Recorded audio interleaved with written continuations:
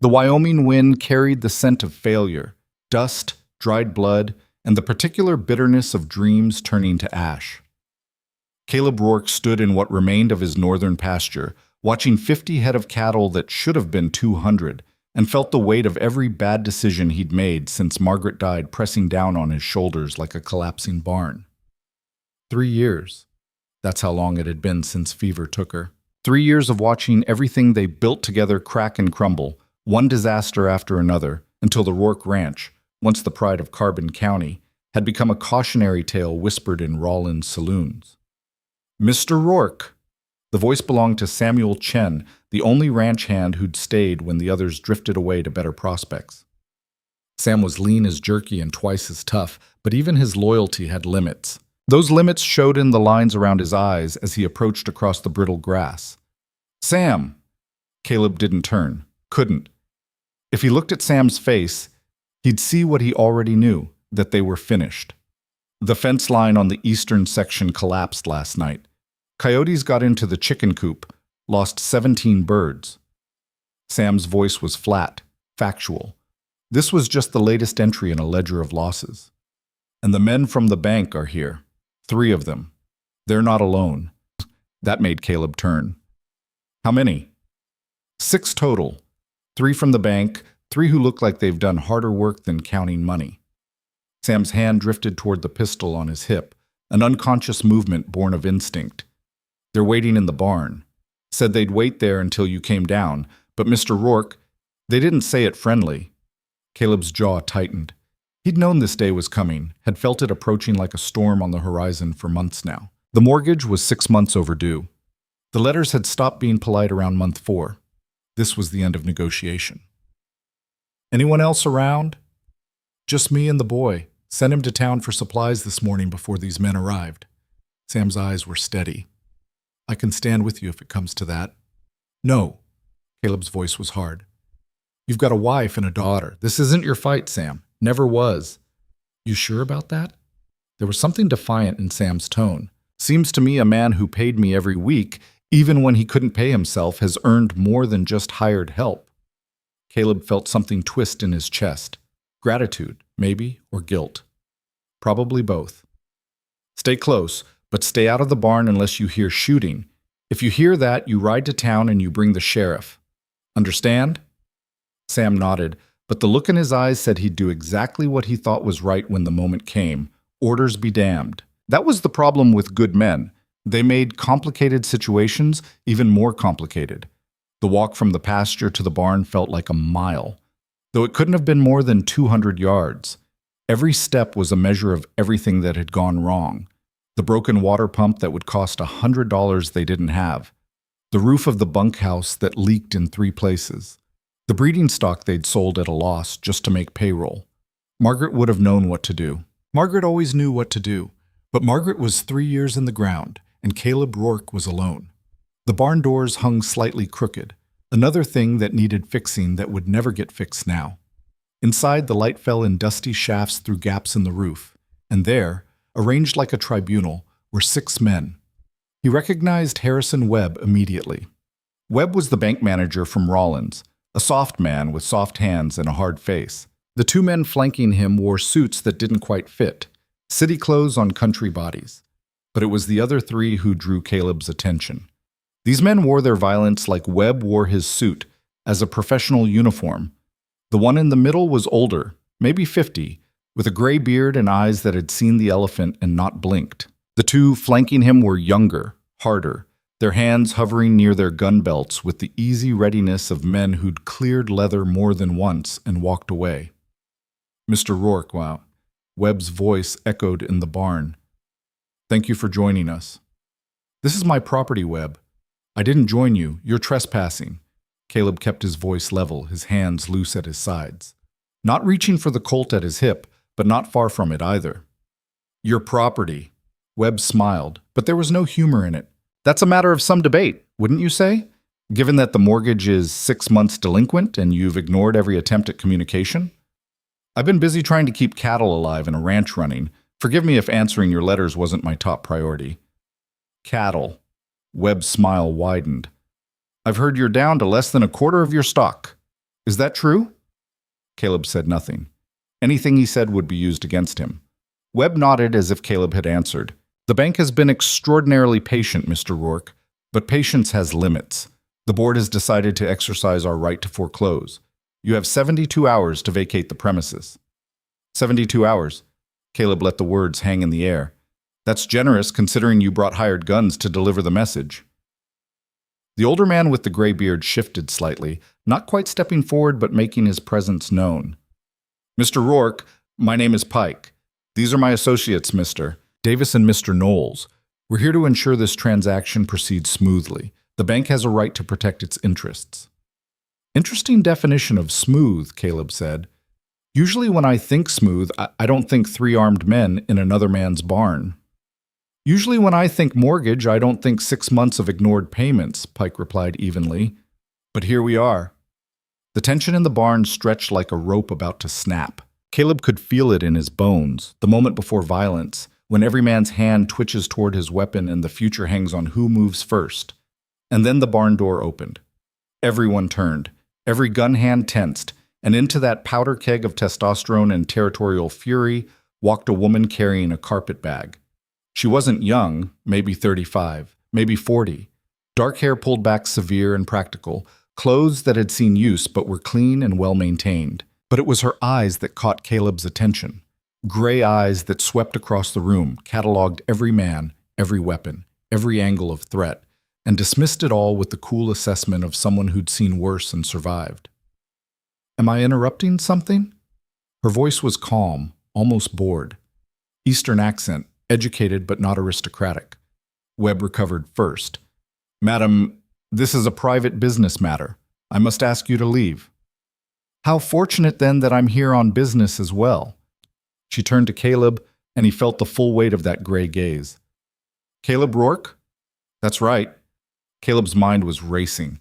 He'd advertised for a housekeeper in the Rollins Gazette 3 weeks ago, a last-ditch attempt to bring some order to the chaos. But he'd given up on anyone responding. No woman in her right mind would come to a failing ranch on the edge of nowhere. Eliza Hart, I'm here about the position. She said it like she was discussing the weather, not standing in the middle of what might become a shooting gallery in the next 30 seconds. Ma'am, Pike's voice had an edge now. As Mr. Webb said, this isn't a good time. Eliza turned those gray eyes on Pike, and Caleb saw something flicker across the older gunman's face. Not quite respect, but recognition. The recognition of someone who understands danger when they see it, even in an unexpected package. Mr. Pike, is it? Eliza's tone was pleasant. I've just traveled 3 days by stage, 2 days by wagon, and walked the last 4 miles because the driver refused to bring me all the way up this road. I am tired, dusty, and entirely uninterested in your business with Mr. Rourke. That's between you and him. But I'm interested in employment, and I will have that conversation now, or I will have it later, but I will have it. So gentlemen, you may continue your intimidation routine, but you'll do it with me standing here. Or you can leave and come back at a more convenient time. She paused. Your choice. The silence that followed was profound. Caleb watched Webb's face turn an interesting shade of purple. He watched Pike's eyes narrow in calculation. And he watched Davis and Knowles exchange a glance that said they weren't sure what to make of this woman any more than he was. Webb found his voice first. This is outrageous. Rourke, control your... She's not mine to control, Webb. Caleb felt a strange lightness in his chest, something that might have been amusement if the circumstances weren't so dire. Miss Hart appears to be her own person. Then Miss Hart can wait outside while we conclude our business, Webb snapped. No, I don't think I will. Eliza set her carpetbag down with a definitive thump. But please, continue. Don't let me stop you from whatever masculine display you were building toward.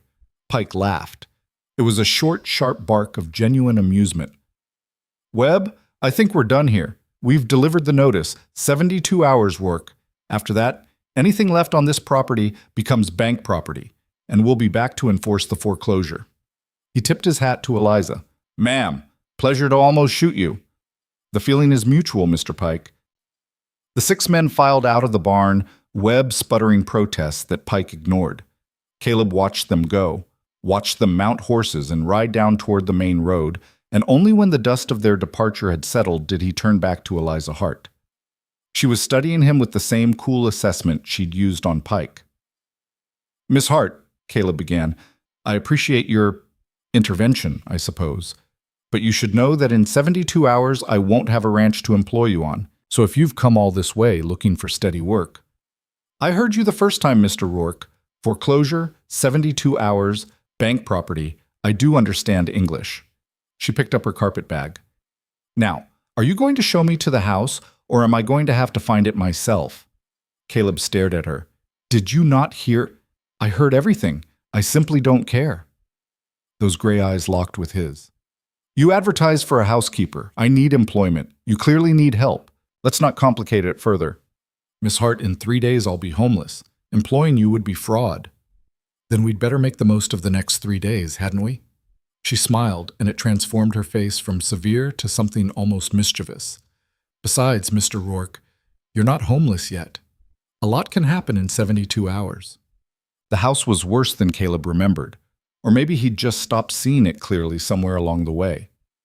Through Eliza's eyes, he saw it fresh, the 3-inch layer of dust on every surface, the dishes piled in the kitchen, the laundry that had become more suggestion than actual clothing, the floors that hadn't seen a proper scrubbing since Margaret died. "Well," Eliza said, standing in the doorway of what had once been a proper parlor, "this is a project. I told you. You've been busy keeping the ranch alive. Yes, I understand. Men always think livestock is more important than livable conditions." She set her carpet bag down and rolled up her sleeves. "Where's the well?" "Out back, but Miss Hart, I'll need hot water. Lots of it. Do you have a working stove?" "Yes, but—" "Good. I'll also need any cleaning supplies you have, which I'm guessing is approximately none based on the state of this floor." She turned to look at him. "Mr. Rourke, you have 2 choices. You can stand there and tell me all the reasons why I shouldn't be here, or you can help me heat water and find something resembling a scrub brush. Which will it be?" Caleb found himself moving toward the kitchen before he'd consciously decided to do so. There was something about Eliza Hart's no-nonsense tone that made argument seem pointless. Besides, what did it matter?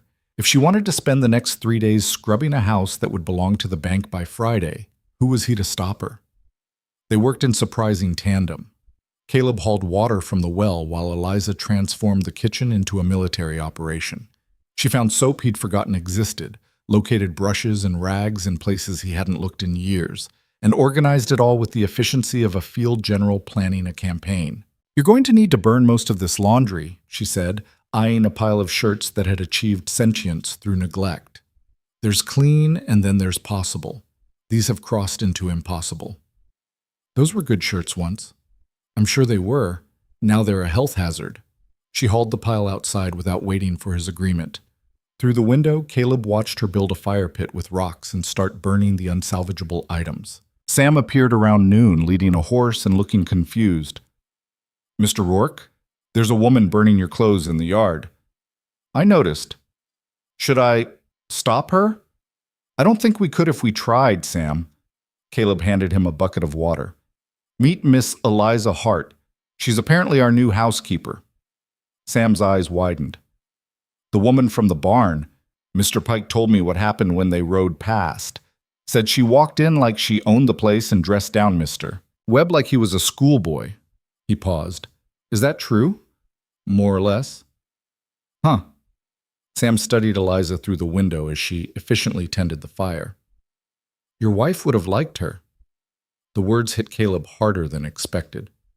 Because Sam was right.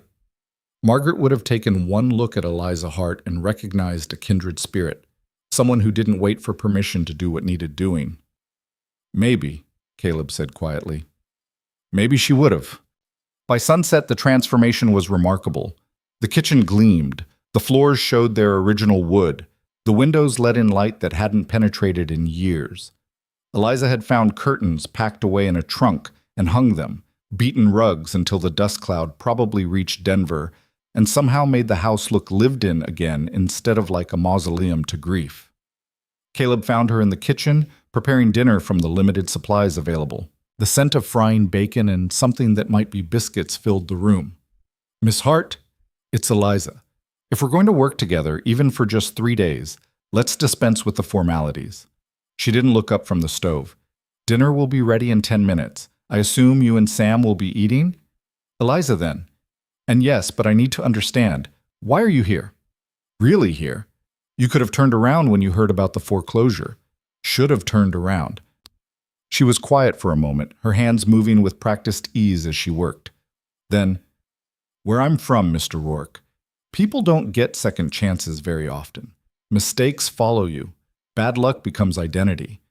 I've spent the last 5 years looking for a place where what I can do matters more than what I've been through. She glanced at him. Your advertisement said you needed someone who wasn't afraid of hard work or hard land. It didn't say anything about guaranteed success or certain futures. Just honest work for honest pay. That's rare enough that I'm willing to take the risk. Even if the pay only lasts 3 days? Even then. She plated the food with precise movements. Besides, Mr. Rourke, you seem like a man who could use a win.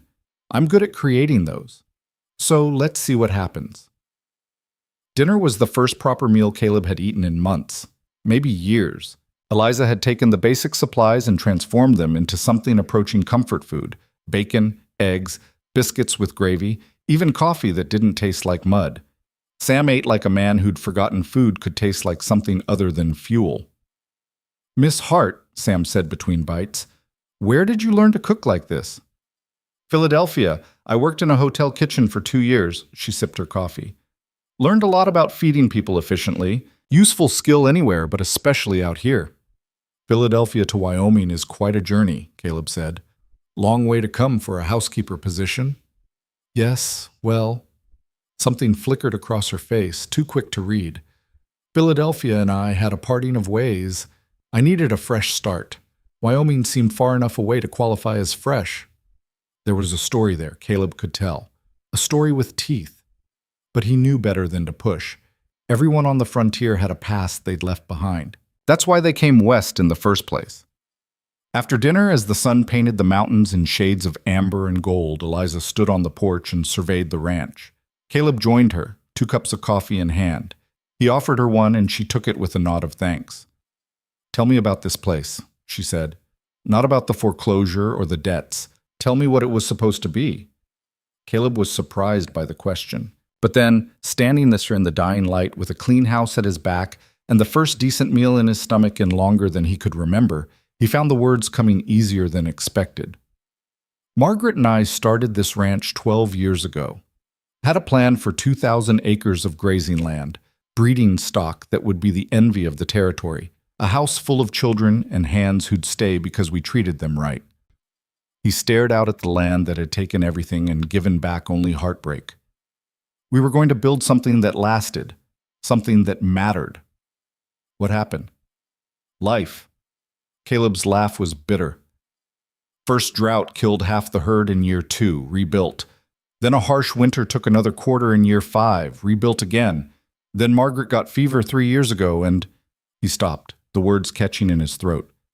After she died, it felt like the land itself gave up. Or maybe I did. Hard to tell the difference anymore. Eliza was quiet for a long moment. Then, your wife must have been remarkable. She was. Caleb's voice was rough. Strongest person I ever met. Smart, determined, refused to quit even when quitting made sense. This place was her dream as much as mine. More, maybe. I was just the one willing to do the heavy lifting. And now you're ready to let it go? The question caught him off guard. Was he?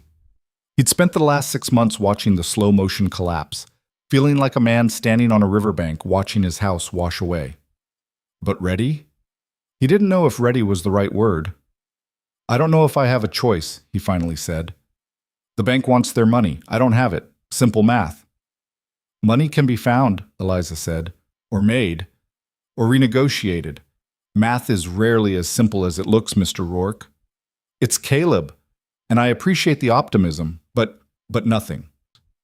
She turned to look at him, and in the fading light, those gray eyes seemed to catch fire. You have 72 hours. That's enough time to do something dramatic. The question is whether you're willing to try. Try what? I don't know yet, but I'm good at impossible situations.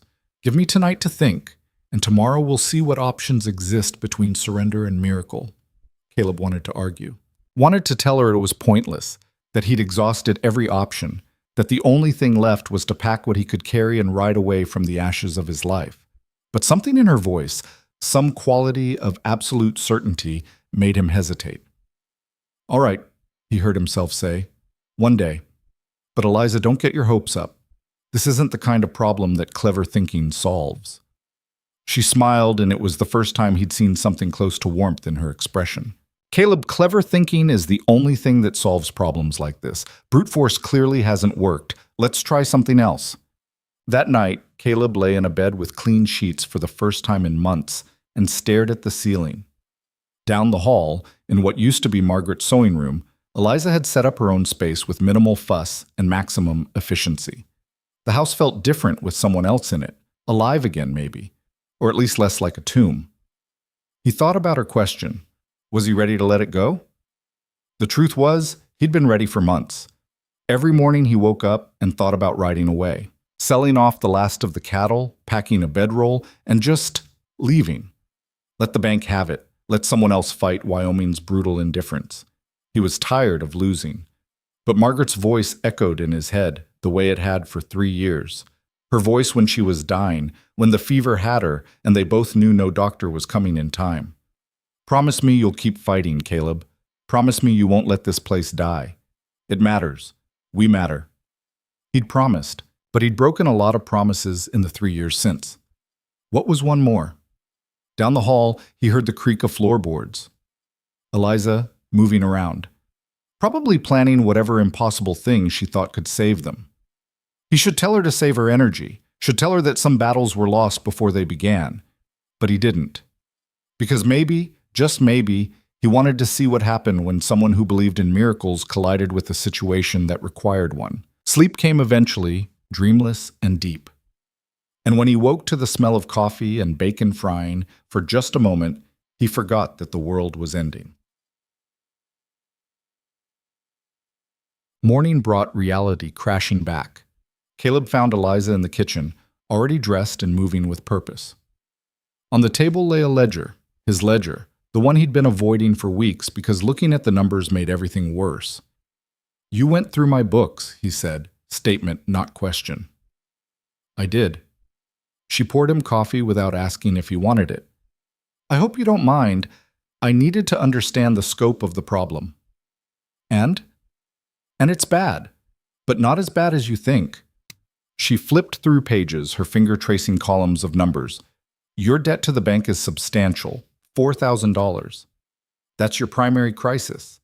But you also have outstanding debts to various suppliers, another $1,500 scattered across a dozen creditors. And you're operating at a severe deficit, spending more monthly than you bring in even with reduced stock." "I know all that." "Do you?" She looked up at him. "Because there are also several entries here that don't make sense. Large purchases that should have resulted in equipment or supplies, but I don't see evidence of them. $700 for fencing materials in March that never arrived. $400 for feed supplements in January that your remaining cattle clearly never ate. Another $300 for—" "Those were mistakes," Caleb interrupted. "Companies that took payment and didn't deliver. It happens." "Of 5 times in 6 months? All to different suppliers?" Eliza's eyes narrowed. "That's not bad luck, Caleb. That's fraud. Someone's been running a scheme and you've been the target." The words hit him like cold water. He'd been so focused on survival that he hadn't stopped to question the pattern. But now that she said it, it was obvious. 5 failed transactions, 5 mysterious companies, 5 chunks of money disappearing into thin air. "Who?" The word came out harder than he intended. "That's what we need to find out. But Caleb, if we can prove fraud, we can potentially recover those funds. That's $1,800. Not enough to save the ranch outright, but enough to negotiate with. The bank wants their money, but they want it legally. If we can show that you've been victimized, that you're actively pursuing recovery of stolen funds, we might be able to buy time. You think Harrison Webb gives a damn about fraud? No, but I think his bosses in Cheyenne will care about bad publicity, especially if word gets out that they foreclosed on a rancher who was the victim of organized theft." She closed the ledger with a definitive snap. We need proof. Names, connections, a pattern we can show. And we need it in 48 hours. Caleb felt something stirring in his chest, something he'd thought was dead. It might have been hope, or it might have been the last gasp of a drowning man. Hard to tell the difference. How do we get that proof? Eliza's smile was sharp as a knife. We do what these thieves won't expect. We investigate them. Arsa. The rest of the morning disappeared into a blur of activity. Eliza had Caleb pull every receipt, every invoice, every scrap of correspondence related to the suspicious transactions. She laid them out on the kitchen table like a general planning a battle, looking for patterns. 3 of the 5 companies have Rollins addresses, she said, tapping the papers. 2 are listed as Denver, but the Denver addresses are post office boxes. The Rollins addresses are all businesses that don't appear in any commercial directory I've seen. You brought commercial directories? I brought several reference books. They're useful. She didn't elaborate. The common thread is the timing. All 5 transactions occurred within a week of you sending payment, and all 5 used very similar language in their invoice. Payment received, shipment pending, weather delays expected. It's almost like they were using a template. So, someone local is running this? Someone with access to your mail, your business dealings, and enough knowledge of ranch operations to fake legitimate invoices. Eliza looked at him. Who handles your correspondence? I do, mostly. Sometimes Sam picks up mail in town, but he's trustworthy. I don't doubt that. But someone in town knows your business well enough to exploit it. Someone who sees you coming and going, who knows when you're desperate enough to pay in advance for supplies. She paused. Webb. The name hung in the air like a gunshot. Webb's a banker, not a con artist, Caleb said. But even as he said it, he wondered. Webb had certainly been eager to foreclose, and Webb would have access to information about which ranchers were struggling, which ones might be vulnerable to this kind of scheme. Maybe he's both, or maybe he's connected to whoever is. Either way, we need to find out. Eliza stood, decision made. I'm going to Rollins. I need to see these addresses, talk to people, trace the connections. Like hell you are. Rollins isn't safe for a woman alone. Her eyes flashed. Caleb, I walked 3 days through country that makes Rollins look like a church social. I think I can handle a frontier town. That's not... He stopped, searching for the right words. If Webb is involved, and you start asking questions, he'll know. He'll shut down whatever operation he's running, cover his tracks, and we'll lose any chance of proof. Then I won't ask him directly. I'll be subtle. You don't do subtle. You walked into a standoff yesterday like you were late for tea. To his surprise, she laughed. Fair point. All right, then we'll both go. You can introduce me as your housekeeper, and we'll make it a supply run. Give me cover to look around while you conduct legitimate business. It wasn't a terrible plan, and the truth was they needed supplies regardless of what happened with the foreclosure. Fine, but we do this smart. In and out, no heroics, and if things get dangerous, we leave. Agreed? Agreed. Though I should point out that you're the one who's nearly gotten shot this week, not me. She had a point. They set out for Rollins in the early afternoon, taking the wagon because Eliza insisted they might need to haul back supplies and possibly evidence. The ride was quiet at first, both of them lost in their own thoughts. But as the miles passed and the town came into view in the distance, Caleb found himself speaking. Why are you doing this? You don't owe me anything. You could have walked away the moment you heard about the foreclosure. Eliza was quiet for a long moment. Then, when I was 17, my father lost everything in a business deal gone bad. Fraud, though we couldn't prove it. He spent 3 years trying to rebuild, getting deeper into debt, until finally he just gave up. Walked into a river one night and didn't come back out. Her voice was steady, but there was something beneath it. Old pain, carefully contained. My mother and I spent the next decade recovering from that, and I promised myself that if I ever had the chance to stop someone else from giving up the way he did, I would. I'm sorry. Don't be sorry. Just don't quit. Not yet. Not when there's still a fight to be had. She looked at him. Besides, I'm angry. Someone stole from you, probably from other ranchers too. That kind of thing doesn't stand. Not if I can help it. They reached Rollins as the sun began its descent toward the mountains. The town was busy with late afternoon commerce, wagons loading supplies, men conducting business, women shopping for household goods. A frontier town in full bustle, loud and vital, and completely unaware that somewhere in its midst, someone was running a con that destroyed lives. Caleb drove the wagon to Wilson's general store while Eliza climbed down with a shopping list she'd prepared. "I'll get what we actually need," she said. "You start asking around about those companies, casually. See if anyone recognizes the names or addresses." She disappeared into the store with the confidence of someone who'd navigated more dangerous territory than a dry goods shop.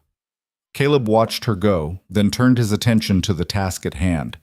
The first address was supposed to be a freight company called Bridger Transport, located on 3rd Street. Caleb found 3rd Street easily enough. It was only 3 blocks long.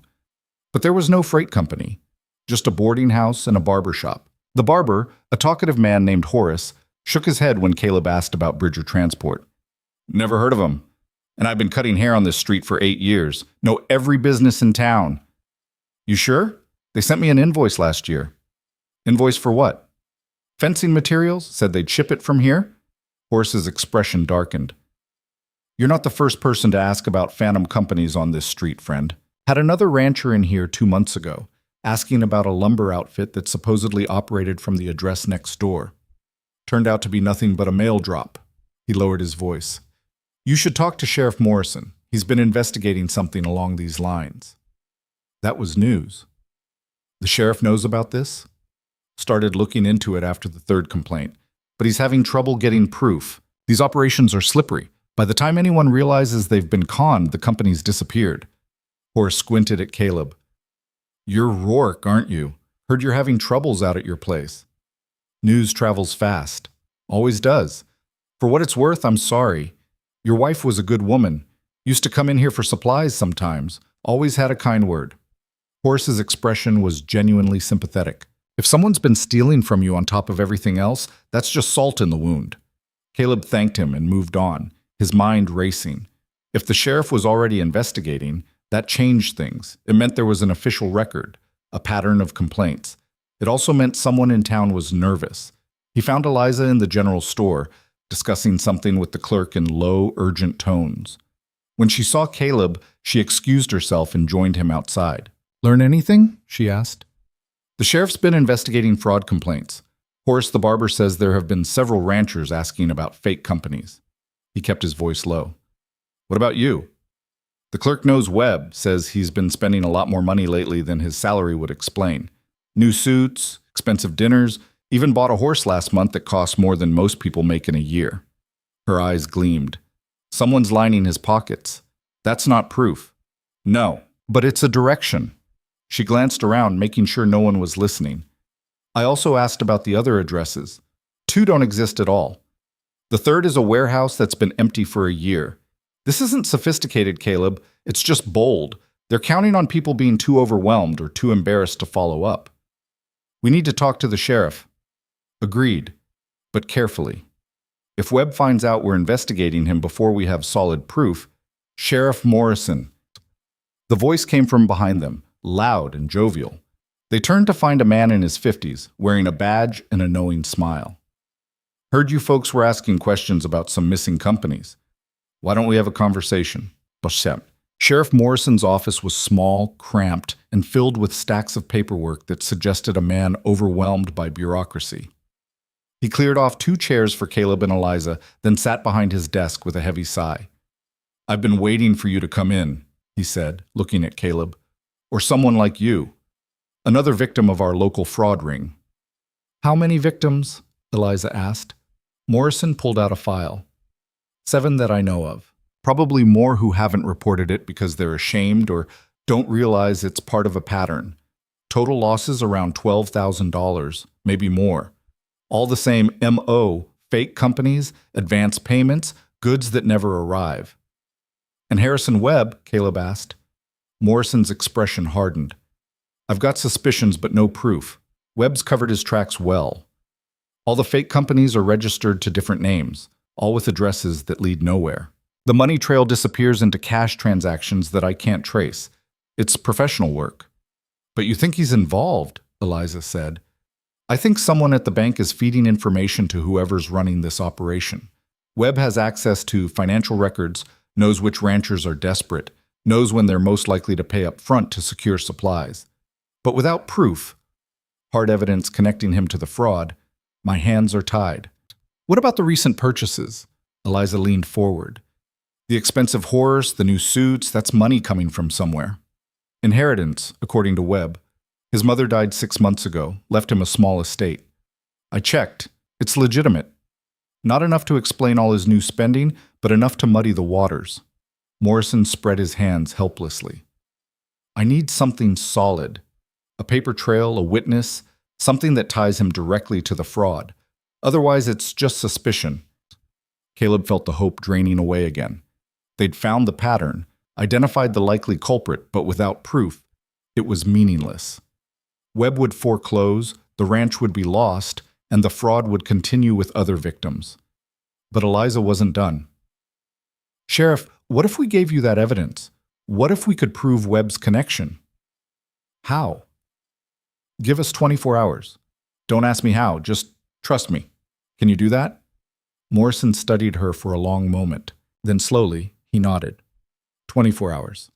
But Miss Hart, if you're thinking of doing something dangerous or illegal, I'm thinking of doing something effective, she interrupted. Sometimes that's the same thing, sometimes it's not. But either way, you'll have your evidence by tomorrow night. They left the sheriff's office with Morrison's reluctant blessing and Caleb's mind full of questions. As they climbed back into the wagon, he finally asked the one that mattered most. How exactly are we going to get evidence on Webb in 24 hours? Eliza's smile was predatory. We're going to do what Webb won't expect from a broke rancher and a housekeeper. We're going to break into the bank. Caleb stared at her like she'd announced plans to walk to the moon. The wagon creaked beneath them as they rolled out of Rollins, dust kicking up from the wheels, and all he could think was that he'd hired a madwoman. You want to break into a bank, he said slowly, making sure he'd heard correctly. Harrison Webb's bank. The same bank that's foreclosing on my ranch. The bank that probably has armed guards and definitely has a safe that won't be as difficult as you think. Eliza's voice was calm, matter-of-fact, like they were discussing weather patterns instead of felony burglary. Banks are designed to keep people from getting money out during operating hours. After hours, they're just buildings with locks, and locks can be dealt with. Dealt with? Caleb felt a laugh bubbling up, the kind that came from sheer disbelief. Eliza, I don't know what kind of life you led back in Philadelphia, but out here, breaking into banks gets you hanged. Only if you're caught. She glanced at him, those gray eyes sharp and calculating. And we won't be, because we're not going to steal anything. We're going in, finding evidence that connects Webb to the fraud, and getting out. Sheriff Morrison gets his proof, Webb gets arrested, and you get time to save your ranch. That's insane. That's necessary. Her tone hardened. Caleb, in 36 hours, you lose everything. We've confirmed Webb is likely behind a fraud operation that's stolen from at least 7 ranchers. The sheriff knows it, but can't prove it. We can sit back and let injustice win, or we can do something about it. Which man are you? The question hit like a punch to the gut. Which man was he? The one who'd fought alongside Margaret to build something from nothing, or the one who'd spent 3 years watching it all crumble? The man who'd promised his dying wife he wouldn't give up, or the one who'd already accepted defeat? Even if I agreed to this, and I'm not saying I am, how would we even get in? The bank locks up tight after close. Webb probably has guards. Webb has one guard, an older man named Chester who drinks heavily and usually falls asleep by 10 o'clock. I asked around. Eliza's hands were steady on her skirts, her posture relaxed. She'd clearly been planning this since they left the sheriff's office. Maybe before. The bank closes at 5. We wait until midnight when the town's quiet and Chester's unconscious. The back door has a simple lock. I can handle it. You can handle it. Caleb turned that over in his mind. What are you, Eliza? Really? For the first time since he'd met her, she hesitated. The confidence flickered, and he caught a glimpse of something underneath, old wounds, carefully hidden. I'm someone who learned survival skills in places where survival wasn't guaranteed. Let's leave it at that. They rode in silence for a while, the ranch drawing closer with each turn of the wagon wheels. Caleb's mind was racing. Everything about this plan was wrong, illegal, dangerous, likely to fail spectacularly. But Eliza was right about one thing. In 36 hours, he'd lose the ranch anyway. What did he have to lose by trying something desperate? If we do this, he said finally, we do it my way, which means we plan every detail, we have an escape route, and at the first sign of trouble, we abort. Agreed? Eliza's smile was like sunrise. Agreed.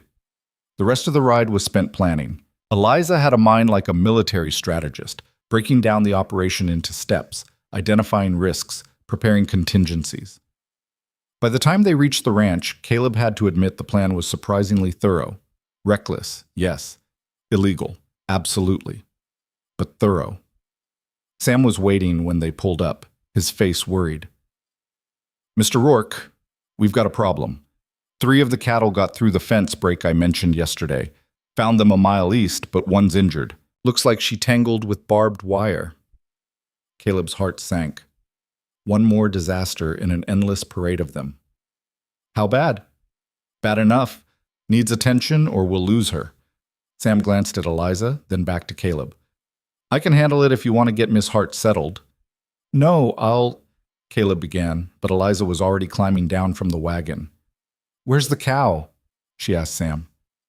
East pasture, but Miss Hart, it's not pleasant work, blood, and… I asked where, not whether I should come. She was already walking toward the barn. Caleb, get your medical kit. Sam, show me. The 2 men exchanged glances. Sam shrugged, a gesture that said, your housekeeper, your problem, and led the way. Caleb grabbed the battered medical kit they used for livestock and followed, curious despite himself. The injured cow was in bad shape.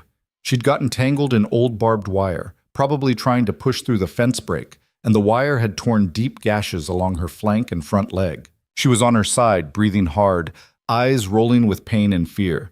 Caleb assessed the damage and felt his stomach drop. The wounds were serious, infection likely already setting in. The kindest thing would be to put her down, save her the suffering. But kindest didn't pay bills, and they needed every head of cattle they had. We should put her down, Sam said quietly, reaching the same conclusion. No. Eliza was already kneeling beside the cow, her hands moving over the wounds with surprising gentleness. These can be treated. Caleb, I need clean water, soap, and whatever antiseptic you have in that kit. Sam, I need you to hold her head still. Talk to her. Keep her calm. Miss Hart, I do think, now move. There was command in her voice, absolute certainty. Sam moved. For the next hour, Caleb watched Eliza work with a skill that defied explanation. She cleaned the wounds with a precision that spoke of medical training, her hands steady and sure. She stitched the deeper gashes with neat, even stitches that would have made a surgeon proud. She applied poultices made from herbs she pulled from her carpet bag, herbs she apparently carried for exactly this purpose. And through it all, she maintained a running commentary to the cow, her voice low and soothing. You're doing fine, girl. I know it hurts, but we're almost done. Just a little more, and then you'll feel better. That's right, stay still. By the time she finished, the cow was cleaned, stitched, and bandaged. Eliza sat back on her heels, wiping sweat from her forehead with a blood-stained hand, and nodded with satisfaction. She'll need watching for infection, but she should heal. Keep the wounds clean, change the bandages daily, and for heaven's sake, fix that fence before you lose more. Sam stared at her with open amazement. Miss Hart, where did you learn to do that? Here and there, Eliza stood, brushing dirt from her skirts. Animal medicine isn't that different from people medicine, fundamentally. You stop the bleeding, prevent infection, give the body time to heal itself. People medicine? Caleb asked. You're a doctor? I'm not anything, officially, but I've learned from people who were. She looked at the cow, then at Caleb. Will she be worth keeping now that she's not dying? Worth keeping? Eliza, you just saved us $50 we couldn't afford to lose. Caleb felt something shift in his chest. This woman had walked into his life 2 days ago and had already cleaned his house, uncovered fraud, planned a bank heist, and saved livestock. Who the hell was she? Good. Then let's get cleaned up. We have a long night ahead of us. Dinner that night was tense. They ate quickly, efficiently, both of them lost in their own thoughts about what they were planning to do. Sam had gone to the bunkhouse after helping secure the injured cow, which left Caleb and Eliza alone in the kitchen. "Tell me about your wife," Eliza said suddenly, breaking the silence. "Margaret?" Caleb looked up, surprised. "Why?" "Because I'm about to commit a felony with you, and I'd like to know what kind of man I'm committing it with. The kind of man who loves enough to fight, or the kind who's just angry at the world. There's a difference." It was a fair question. Caleb set down his fork, searching for the right words. Margaret was fierce. That's the best way to describe her. When we met, she was teaching school in Cheyenne, and I was a hand on a cattle drive. She told me later she knew I'd be her husband within 5 minutes of meeting me. I thought she was crazy. Then I realized she was always right about everything, so I married her. Eliza smiled at that. Smart man. Sometimes. We built this place with our bare hands, literally. First year, we lived in a tent while we built the house. Margaret worked as hard as any man, harder than most. She could ride, rope, shoot, keep books, and still make dinner taste like something other than shoe leather. He paused, the memories sharp and bittersweet. She wanted children. We tried for years, but it never happened. She said the ranch was our child, the thing we'd leave behind that mattered. And then she got sick, and you've been trying to keep that child alive ever since, Eliza finished quietly, even though every day feels like losing her all over again. Something like that. Caleb's throat was tight. I made her a promise. I don't break promises. Good. Neither do I. Eliza stood, collecting the dishes. Then let's make sure you don't have to. Midnight, Caleb. Get some rest. You'll need it. Caleb tried to sleep but couldn't. He lay in bed staring at the ceiling, running through the plan over and over, finding new ways it could go wrong. They'd be caught. They'd find nothing. They'd find something but couldn't escape. Webb would be there. The sheriff would arrest them. 1,000 disasters played out in his mind, each more catastrophic than the last. At 11:30, he gave up and got dressed. Dark clothes, sturdy boots, the Colt on his hip more for comfort than actual utility. If they had to shoot their way out of the bank, the plan had already failed spectacularly. Eliza was waiting in the kitchen, dressed in dark pants and a man's shirt, her hair tucked under a cap. She looked like a ranch hand, nondescript and forgettable. In her hand was a small leather case. "Lockpicks," she said, seeing his look, "and a few other useful tools. Ready?" "No, but let's go anyway." They took horses instead of the wagon, faster and quieter.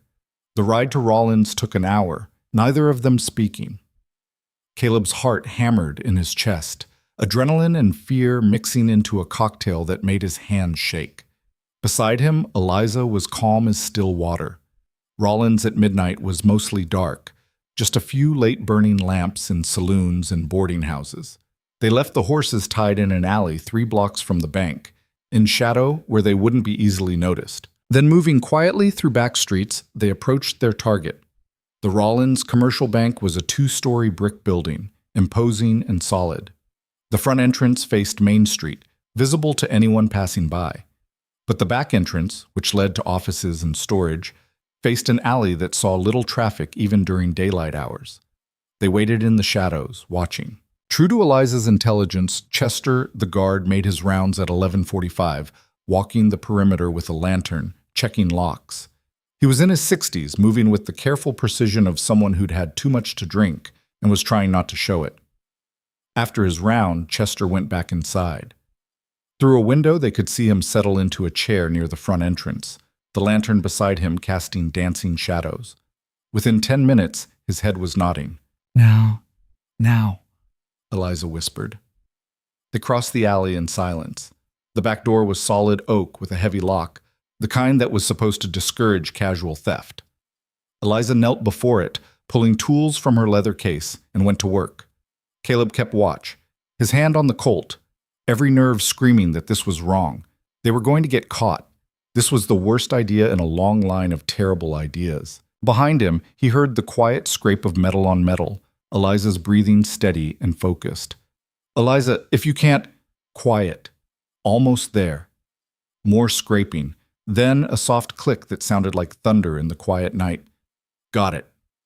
The door swung open on well-oiled hinges. They slipped inside, Eliza closing it behind them with barely a sound. Inside was pitch black, the kind of darkness that presses against your eyes. Eliza produced a small, shaded lantern from her bag, lit it with a match that flared bright, and then dimmed as she adjusted the cover. "Webb's office," Caleb whispered. "Second floor, corner window." They moved through the bank like ghosts, Eliza leading. She seemed to have an instinct for avoiding creaky floorboards, for moving through space without displacing air. Caleb followed as best he could, feeling clumsy and obvious by comparison. The stairs to the second floor were the worst part. Each step was a potential betrayal, wood that might groan under their weight and wake Chester. But Eliza took them slowly, testing each board before committing her weight, and somehow they made it to the top without incident. Webb's office was locked, but it was a simpler lock than the exterior door. Eliza had it open in under a minute. Inside, the office was neat to the point of obsession. Papers stacked precisely, pens aligned, everything in its place. The desk dominated the room, dark wood polished to a shine. "Start with the desk," Eliza whispered. "Financial records, correspondence, anything that might connect him to the fake companies. I'll check the filing cabinets." Caleb moved to the desk, opening drawers as quietly as possible. The first drawer held mundane bank business, loan applications, payment schedules, nothing suspicious. The second was more personal, letters, a few photographs, a flask of expensive whiskey. The third drawer was locked. "Eliza," he hissed. "Locked drawer." She was beside him in an instant, tools out. This lock took longer, and Caleb could hear his own heartbeat pounding in his ears. Every second they spent here increased the risk of discovery. Every moment. Click. The drawer slid open. Inside were ledgers, several of them, leather-bound and expensive. Eliza pulled them out, spreading them on the desk, angling the lantern to read. Her eyes moved quickly across the pages, and even in the dim light, Caleb could see her expression change. "What is it?" "It's beautiful," she breathed. "He kept records. The fool actually kept records." Her finger traced down a column. "Look, here's an entry for Bridger Transport, the fake freight company. $500 from J. Harrison, rancher. Here's another one, Mountain Lumber Supply, $300 from T. Caldwell." She flipped pages. "He's documented everything, every fake company, every rancher he conned, every dollar that came in. Why would he keep evidence of his own crimes? Pride, probably, or insurance. Maybe he planned to blackmail his partners if they tried to cut him out." Eliza pulled out a second ledger. "And look at this. Payments out. He's splitting the take with someone. 50% to someone listed as VH. VH? Caleb felt cold dread settling in his stomach. Victor Hale. Eliza looked up sharply. "Who's Victor Hale?" "Biggest land baron in the territory.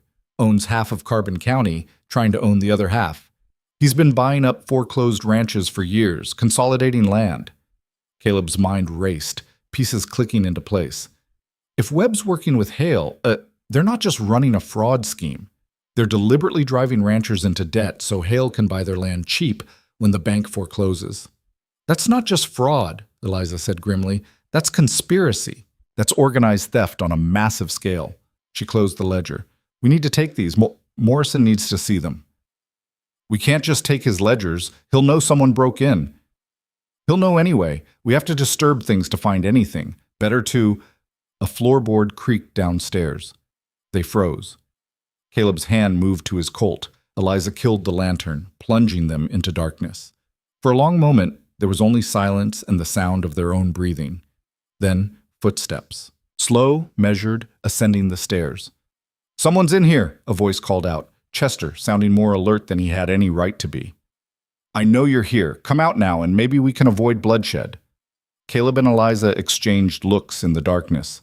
The ledgers were on the desk, evidence they desperately needed. But if they got caught with them, it wouldn't matter. They'd go to jail, and Webb would destroy the evidence long before trial. More footsteps, getting closer. Eliza made a decision. She grabbed the ledgers, stuffed them into her bag, and pointed to the window. It was a second-story drop to the alley below, but it was their only option. Caleb moved to the window, wrestling with the latch as quietly as possible. It was stuck, painted shut, or rusted, or both. "I can hear you," Chester called. He was in the hallway now, just outside the office. "I've got a shotgun, and I'm not afraid to use it." Caleb put his shoulder into the window frame. It gave with a crack that sounded like a cannon shot. Cold night air rushed in. "The office!" Chester's footsteps became a run. "Go!" Eliza shoved Caleb toward the window. He went through feet first, hanging from the sill for a heartbeat before dropping. The fall was harder than expected, 12 feet onto hard-packed dirt. His ankle rolled, pain shooting up his leg, but he stayed upright. Above, Eliza was coming through the window, and behind her lamplight flooded the office as the door burst open. "Stop! Thieves!" Chester's shout echoed through the alley. Eliza dropped, landed more gracefully than Caleb had, and grabbed his arm. "Run!" They ran. Caleb's ankle screamed protest, but adrenaline overrode pain. Behind them, Chester appeared at the window, the shotgun in his hands. The blast was deafening in the confined space of the alley, buckshot peppering the ground where they'd been standing seconds before. They burst out of the alley onto a side street, then cut through another alley toward where they'd left the horses. Shouts were rising now, people waking to the sound of gunfire, lights coming on in windows. The whole damn town would be after them in minutes. The horses were where they'd left them, spooked but still tied. Caleb and Eliza mounted in one fluid motion and kicked into a gallop, heading north out of town. More shouts behind them, someone yelling about bank robbers, the word spreading like wildfire. They rode hard for 10 minutes before Caleb risked a look back. No pursuit yet, but it would come. Chester had seen them, or at least their silhouettes. In a town the size of Rawlins, it wouldn't take long to figure out who'd been asking questions about Webb earlier that day. "We're in trouble," he said, keeping pace with Eliza. "We're in evidence," she corrected, patting her bag where the ledgers rested. "There's a difference." They made it back to the ranch as false dawn was painting the eastern horizon. Sam was awake, waiting with a rifle and a worried expression that deepened when he saw their state. Clothes disheveled, dirt-stained, Caleb limping. "What happened?" he demanded. "We broke into the bank," Caleb said, too tired to lie. "Found proof that Webb's been running a fraud scheme with Victor Hale. Stole his ledgers, got shot at by the guard.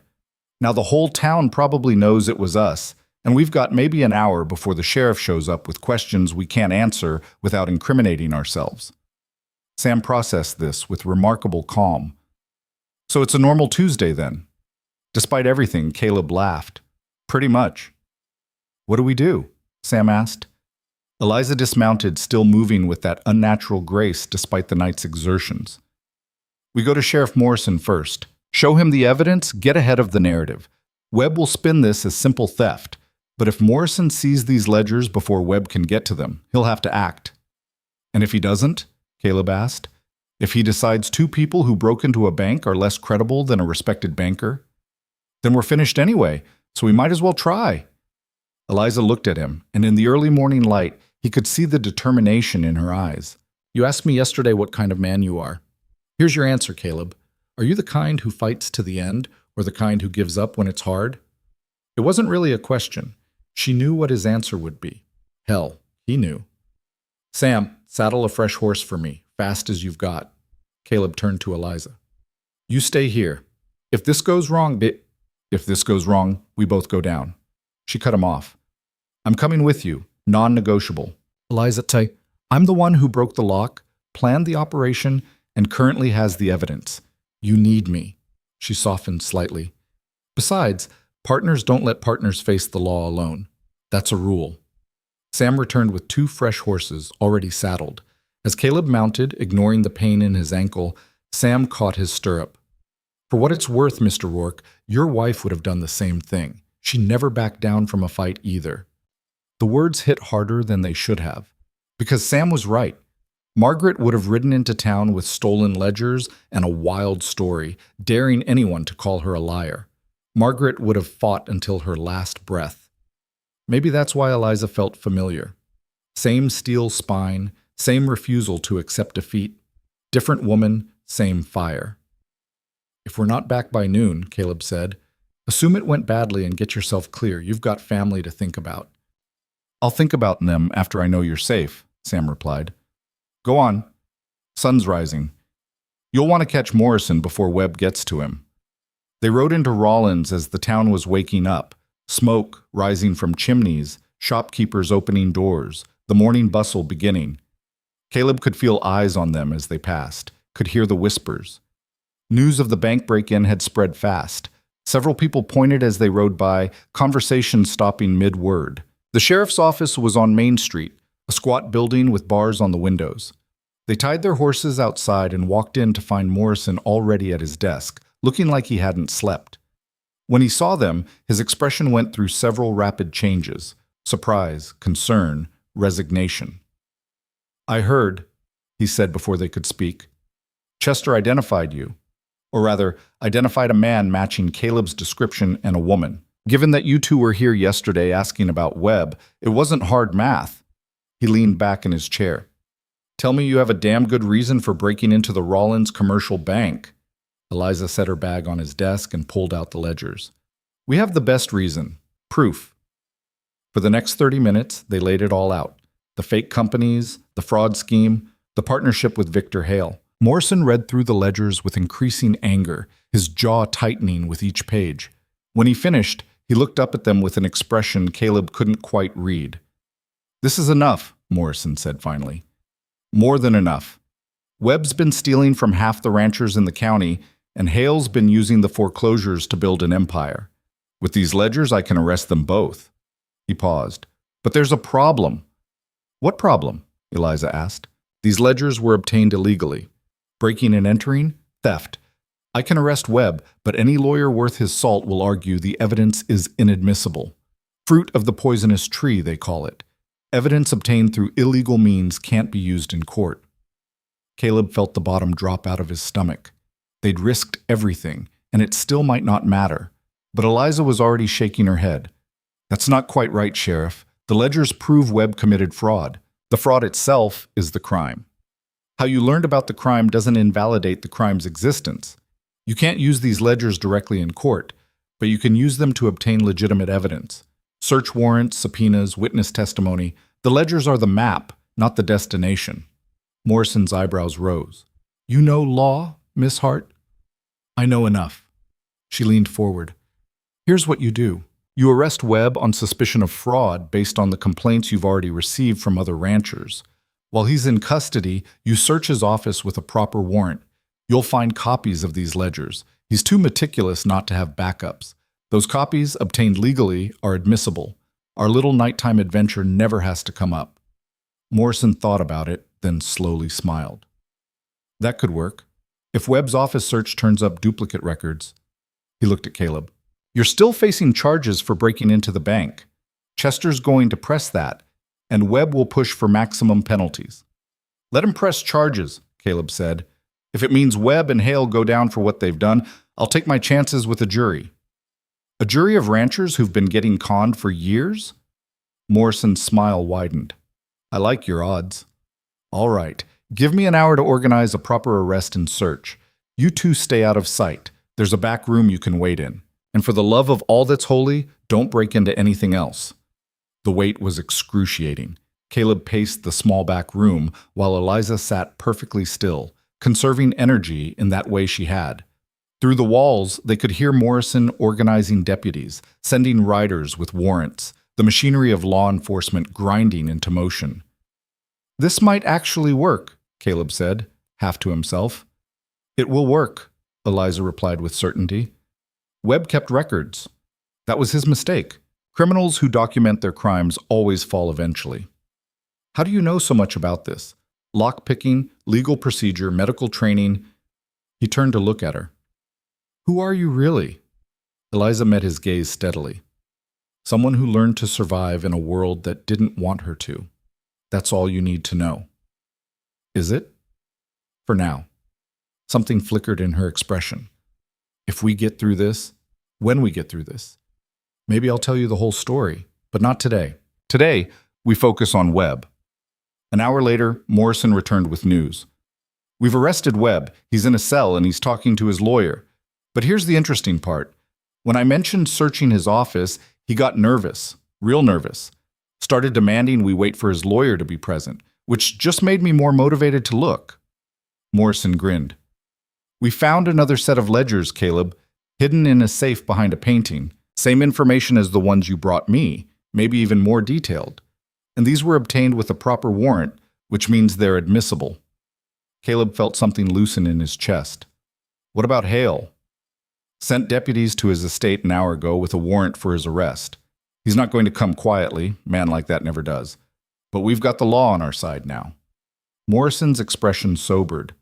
There's still the matter of your break-in. I have to charge you, Chester's insisting, and the bank's board is pushing. But given the circumstances, and given that you helped expose a massive fraud operation, I'm confident we can get the charges reduced or dismissed, especially once other victims start coming forward. How long until the foreclosure deadline? Eliza asked. Morrison checked his pocket watch. 20 hours. But Webb's arrest will freeze his authority at the bank. The board will have to review all pending foreclosures, especially ones Webb was directly handling. That'll buy you time, Caleb. Weeks, maybe months, while they sort through which foreclosures were legitimate and which were part of the fraud scheme. Time. The thing Caleb had run out of was suddenly abundant. He looked at Eliza and saw his own relief reflected in her eyes. What happens now? He asked. Now you go home, Morrison said. Stay at the ranch, don't talk to anyone about the case, and wait for me to send word. I'll need you to testify eventually, but for now, you're done. You've done enough. They walked out of the sheriff's office into bright morning sunlight. The town was fully awake now, people staring openly as they passed. Let them stare. Let them whisper. Caleb was past caring what anyone thought. They mounted their horses and rode out of Rawlins side by side, and for the first time in 3 years, Caleb felt something dangerous stirring in his chest. It might have been hope. The ride back to the ranch should have felt like victory, but Caleb knew better than to celebrate yet. They'd landed the first blow, exposed Webb's scheme, bought time. But Victor Hale was still out there, and men like Hale didn't go down without taking everyone they could reach with them. You're thinking too much, Eliza said, reading his silence the way she seemed to read everything. I can hear it from here. Hale's not Webb. Webb's a weasel who kept records because he thought he was untouchable. Hale's different. He's built an empire by being smarter and meaner than everyone around him. He won't just roll over because we found some ledgers. No, he won't. Eliza's voice was calm, but there was steel underneath. Which is why we need to be ready for whatever he does next. They were still 2 miles from the ranch when they saw the smoke, black and thick, rising against the morning sky like a funeral pyre. Caleb's heart dropped into his boots. He kicked his horse into a gallop, Eliza right behind him, both of them racing toward the column of darkness. The barn was burning. Not the house, thank whatever forces watched over desperate men, but the barn where they'd stored winter hay, equipment, and half their remaining supplies. Flames ate through the old wood like it was paper, heat shimmering the air so badly Caleb could feel it from 50 yards away. Sam was there with 2 other hands Caleb hadn't seen in weeks, men who'd drifted away looking for steadier work, but had apparently heard about the trouble and come back. They were fighting the fire with buckets, a pathetic effort against the inferno, but they were trying. Caleb dismounted at a run, his injured ankle screaming protest. Everyone all right? Anyone hurt? We're fine, but the barn's gone. Sam's face was grim, covered in soot. Started about 30 minutes after you left. Too fast, too hot. This wasn't accident, Mr. Rourke. This was set. Hale, Eliza said, appearing at Caleb's shoulder. Her eyes swept the burning structure, calculating. He heard about Webb's arrest and decided to send a message. Some message. Caleb watched months of stored hay and thousands of dollars in equipment turn to ash. The barn could be rebuilt, but the supplies, that was going to hurt. Hurt badly. One of the returned hands, a young man named Riley, approached with a bucket. Mr. Rourke, there's more. Found this nailed to the fence line. He held out a piece of paper, edges scorched. Caleb took it, read the words scrawled in crude block letters. Stay quiet or the house is next. He's threatening us, Sam said, stating the obvious. Trying to scare us into backing down before we testify. He's doing more than threatening. Eliza took the note from Caleb, studied it. He's establishing a pattern. First the barn, then escalation. He wants us to know he can reach us whenever he wants, destroy whatever he wants. It's psychological warfare. It's working. Riley looked at the burning barn, then at the house. My wife's pregnant, Mr. Rourke. I came back to help, but if Hale's going to start burning everything... No one's asking you to stay, Caleb said, though the words tasted like defeat. You've got family to think about. I understand. We all understand, Sam added, but some of us are staying anyway. The barn burned for another hour before collapsing in on itself, a skeleton of blackened beams and smoldering destruction. They managed to save the house and the other outbuildings by sheer determination and bucket brigades, but the barn was a total loss. Caleb stood in the ruins afterward, boots crunching on charred wood, and did math that made his stomach hurt. $3,000 of damage, minimum, maybe more. And with Webb under arrest, the bank was frozen. No loans, no credit, no way to access funds, even if he had them, which he didn't. "We'll rebuild," Eliza said from behind him. She'd been organizing the bucket brigades with military precision, directing men twice her size with a voice that expected obedience and got it. Now she stood in the wreckage, looking less at what was lost than what remained. "The house is intact. The cattle are safe. We can work with this." "With what money? What materials?" Caleb gestured at the destruction. "Even if we win in court, even if Hale goes to jail, this ranch is crippled. I can't rebuild fast enough to matter." "Then we don't rebuild. Not yet." She turned to face him, her gray eyes sharp with calculation. "We adapt, focus on what we can control, the cattle, the land, the people. The barn can wait. Survival comes first." "You keep saying we. This isn't your fight, Eliza. You can still walk away." "Walk away to what? Another town? Another disaster? Another situation where I'm just passing through?" She shook her head. "I'm tired of passing through, Caleb. I want to stay somewhere. Might as well be here, fighting for something that matters." Before Caleb could respond, Sam called out from the fence line. "Riders coming! 4 of them, moving fast!" Caleb's hand went to his Colt, but Eliza caught his wrist. "Wait, look at how they're riding. Formation, not aggression. That's law enforcement." She was right. As the riders got closer, Caleb recognized Sheriff Morrison in the lead, 3 deputies flanking him. They pulled up in a cloud of dust, Morrison's face grim as he surveyed the burned barn. "Saw the smoke from town," Morrison said without preamble. Figured Hale wouldn't take his arrest lying down. "Anyone hurt?" "Just the barn and our savings," Caleb replied. "Found a note warning us to stay quiet or the house is next." Morrison's jaw tightened. "That's assault with intent, arson, and written threats. Add it to the list." He dismounted, his deputies following. "We arrested Hale an hour ago. He came quietly, which surprised me. Too quietly, like he'd expected it. He's already got 3 lawyers working his case, and they're making noise about wrongful arrest, falsified evidence, the whole routine." "Can he get out?" Eliza asked. "Not easily. The evidence from Webb's ledgers ties him directly to the fraud scheme, but Hale's got money and connections. He'll make this ugly." Morrison walked toward the burned barn, boots kicking up ash. "Which is why I need to know. Will you testify? Both of you? Because if you back down now, if you let this fire scare you off, Hale wins. He'll walk, and every rancher in this territory will know that money and intimidation beat justice." Caleb looked at the ruins of his barn, at the note threatening his house, at the future stretching out like a battlefield. Every instinct screamed to protect what little remained, to play it safe, to survive by keeping his head down. But Margaret's voice echoed in his memory. "Promise me you'll keep fighting."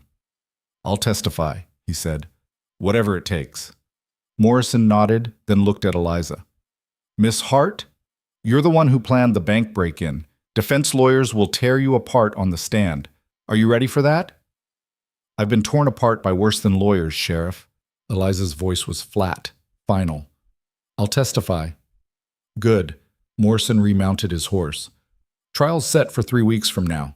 Until then, you're both under protection. I'm leaving 2 deputies here, rotating shifts. Anyone comes near this property who shouldn't be here, they'll deal with it. And Caleb, you need to think about protection beyond what I can provide. Hale's got men who aren't afraid of badges." After Morrison left, Caleb organized what was left of the day. The returned hands agreed to stay on, at least until the trial, working for half pay and promises. Sam took charge of securing the property, setting up watch rotations, checking fence lines for weak points. Riley, on the other hand, an older man named Thomas, started inventory on what was salvageable from the barn wreckage. Eliza disappeared into the house and emerged with medical supplies. The injured cow from yesterday needed checking, and apparently she'd decided she was the ranch doctor now. Caleb watched her work, watched her clean and redress the cow's wounds with the same focused precision she applied to everything, and wondered again what kind of life had taught her these skills. "You're staring," she said without looking up. "You're interesting to stare at." "Is that supposed to be flattering?" But there was amusement in her voice. "It's supposed to be honest." Caleb knelt beside her, helping hold the cow steady. "Eliza, when this is over, what's over? The trial? The rebuilding? The next disaster?" She tied off a fresh bandage with practiced efficiency. "Life doesn't end, Caleb. One crisis just leads to another. That's how it works on the frontier." "That's cynical." "That's realistic." She sat back, wiping her hands clean. "But it's also why you need people. Can't fight every battle alone.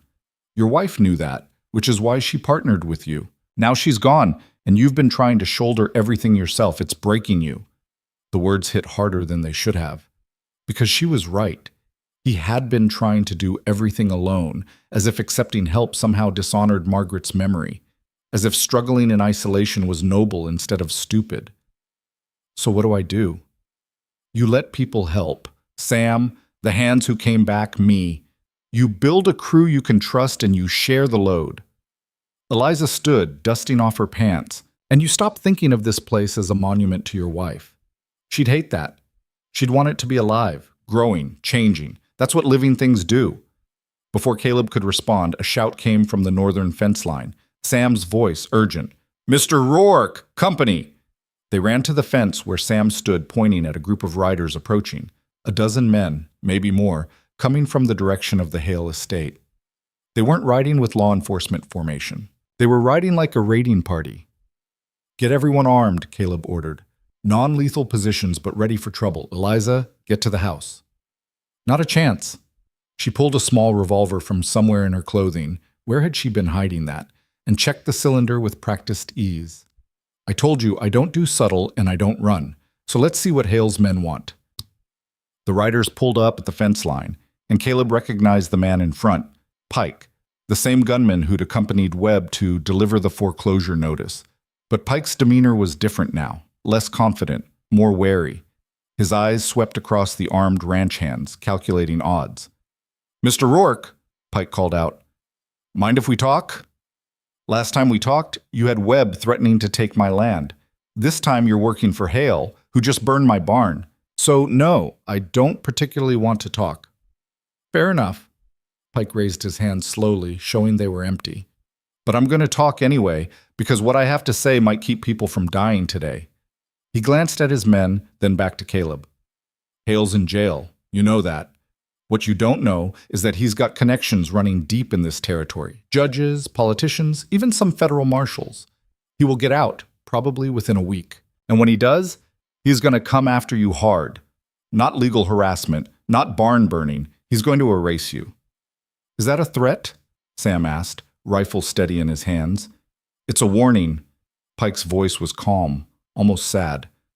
"I've worked for Hale for 5 years. I've seen what he does to people who cross him. He doesn't just ruin them, he destroys everything they care about, everyone they love, until there's nothing left but regret and graves." He paused. "I'm here to offer you a way out." "What way out?" Eliza asked, her revolver still pointed casually in Pike's direction. "Sell to Hale. He'll buy this ranch for fair market value, let you walk away with enough to start over somewhere else. Take the money, leave Carbon County, and forget any of this ever happened. No testimony at trial, no vendetta, no watching your back for the rest of your life." Caleb felt rage bubbling up, hot and sharp. "You think I'm going to sell my land to the man who's been systematically destroying ranchers for years? The man who just burned my barn and threatened my house? I think you should consider whether dying on principle is worth it." Pike's eyes were steady. "This isn't about justice anymore, Rourke. This is about survival. Hale has resources you can't match, and patience you can't outlast. Take the deal. Live to fight another day." "Or what? You'll shoot us right now." Eliza's voice was hard as flint. "No, ma'am. We're not here for violence today." Pike glanced at his men again, some signal Caleb couldn't read. "But violence is coming. Maybe not today, maybe not tomorrow, but it's coming. And when it does, all your courage and righteousness won't stop bullets." He gathered his reins. "You've got 24 hours to think about it. After that, the offer expires and Hale handles things his way." They rode off, leaving behind the kind of silence that settles after ultimatums. Sam lowered his rifle slowly, his face troubled. The other hands looked at each other, fear competing with determination. "He's trying to scare us," Riley said, but his voice shook slightly. "Right? That's all this is?" "He's not trying," Thomas replied. "He succeeded. Question is, what do we do about it?" All eyes turned to Caleb. This was the moment that defined everything. The moment where he could take the easy path, sell out and survive, or stand his ground and risk everything. Margaret's voice whispered in his mind, but it was Eliza who spoke aloud. "We don't take the deal," she said firmly, "because if we do, Hale wins. Not just here, but everywhere. Every rancher watching this situation learns that intimidation works, that money and violence beat justice. We send that message, and the frontier becomes Hale's territory. All of it." "Easy to say when it's not your life on the line," Thomas muttered. "It is my life." Eliza's eyes were fierce. "I'm testifying too. I broke into the bank, stole the ledgers, set this whole thing in motion. You think Hale's going to let me walk away? I'm already dead if we lose. Might as well die standing." The words hung in the air like a challenge. Caleb looked at the men around him. Sam, who'd stayed when everyone else left. Riley, who'd come back despite his pregnant wife's fears. Thomas, who'd returned for half pay and principals. They were all watching him, waiting for him to decide their fate. "We fight," Caleb said, and the words felt like a vow. "We testify, we see this through, and we trust that the law will do its job. And if the law fails," he let the sentence hang, unfinished but understood. "If the law fails, we handle it ourselves," Sam finished, "like men did before there were badges and courts." It was the wrong thing to say, and the right thing all at once. This was Wyoming Territory in 1882. The law was new, fragile, and often outgunned by money and violence. Sometimes justice came from a jury. Sometimes it came from a faster draw. That night, Caleb couldn't sleep again. He paced the house, checking windows, listening for sounds that didn't belong. Around midnight, he found Eliza in the kitchen, also awake, reading by lamplight. "Can't sleep either?" he asked. "Sleep's overrated when someone's planning to kill you." She closed the book. Medical text, he noticed. "Figured I'd do something useful instead." Caleb poured himself coffee from the pot she'd kept warm. "What Pike said earlier about Hale coming after everyone we care about. That includes you now." "I noticed." She sipped her own coffee. "Doesn't change anything." "It should. You've known me less than a week. There's no reason for you to die for my ranch." "It's not about your ranch anymore." Eliza set down her cup. "It's about whether the frontier belongs to men like Hale or to people who actually work the land. That's bigger than one ranch, bigger than you and me. That's the kind of fight worth having." "You sound like Margaret." "Maybe I would have liked her." A slight smile. "Or maybe we would have hated each other. Two strong-willed women in the same space can go either way." Caleb laughed, surprising himself. Here they were, facing death threats and arson, and somehow Eliza could still make him laugh. "She would have liked you, would have recognized a kindred spirit." High praise from a dead woman I never met. But Eliza's voice was soft, not mocking. "Caleb, can I ask you something? If you could go back, knowing everything that would happen, Margaret's death, the drought, the debt, all of it, would you still build this ranch?" The question cut deep. Would he? Knowing the cost, the heartbreak, the endless string of disasters? "Yes," he said finally, "because the years with Margaret were worth it. All of it. The struggle, the work, even the grief. Those years mattered. This place matters." "Good answer." Eliza stood, stretching. "Then let's make sure it keeps mattering. Get some rest if you can. Tomorrow we start preparing for war." The next 3 days were a blur of preparation. Sam organized defenses, barricades, firing positions, emergency plans. They moved the cattle to the far pasture, away from potential crossfire. Riley rode to neighboring ranches, quietly spreading word about what was happening, building a network of support. Thomas reinforced the house windows, turning the structure into something approaching a fortress. And Eliza? Eliza turned the kitchen into a field hospital.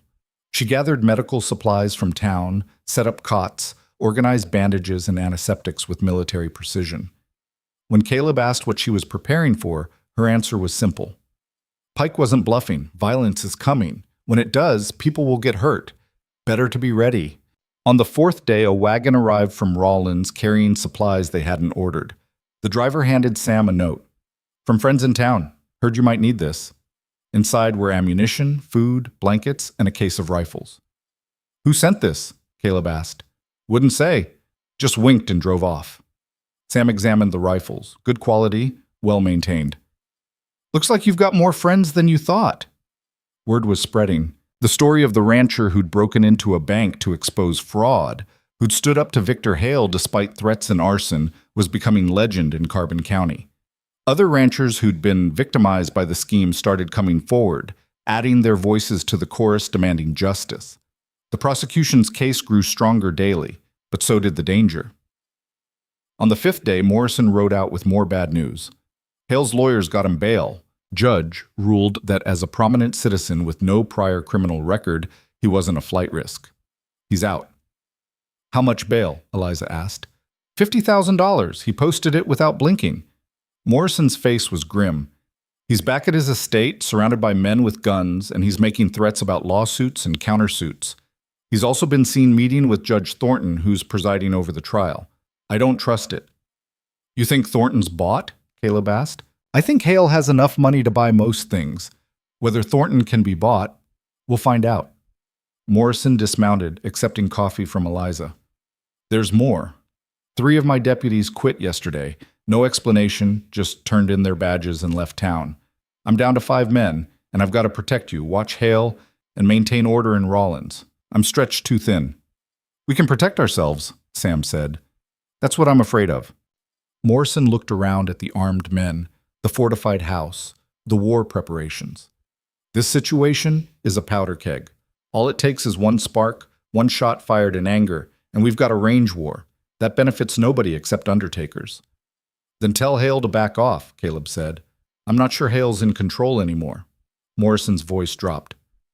I've been asking around. Hale's got investors, silent partners in his land scheme. If this fraud case succeeds, it doesn't just destroy him, it destroys them too. These are men with more money and fewer morals than Hale. They won't let their investments collapse without a fight. Who are these partners? Eliza asked. That's the problem. I don't know.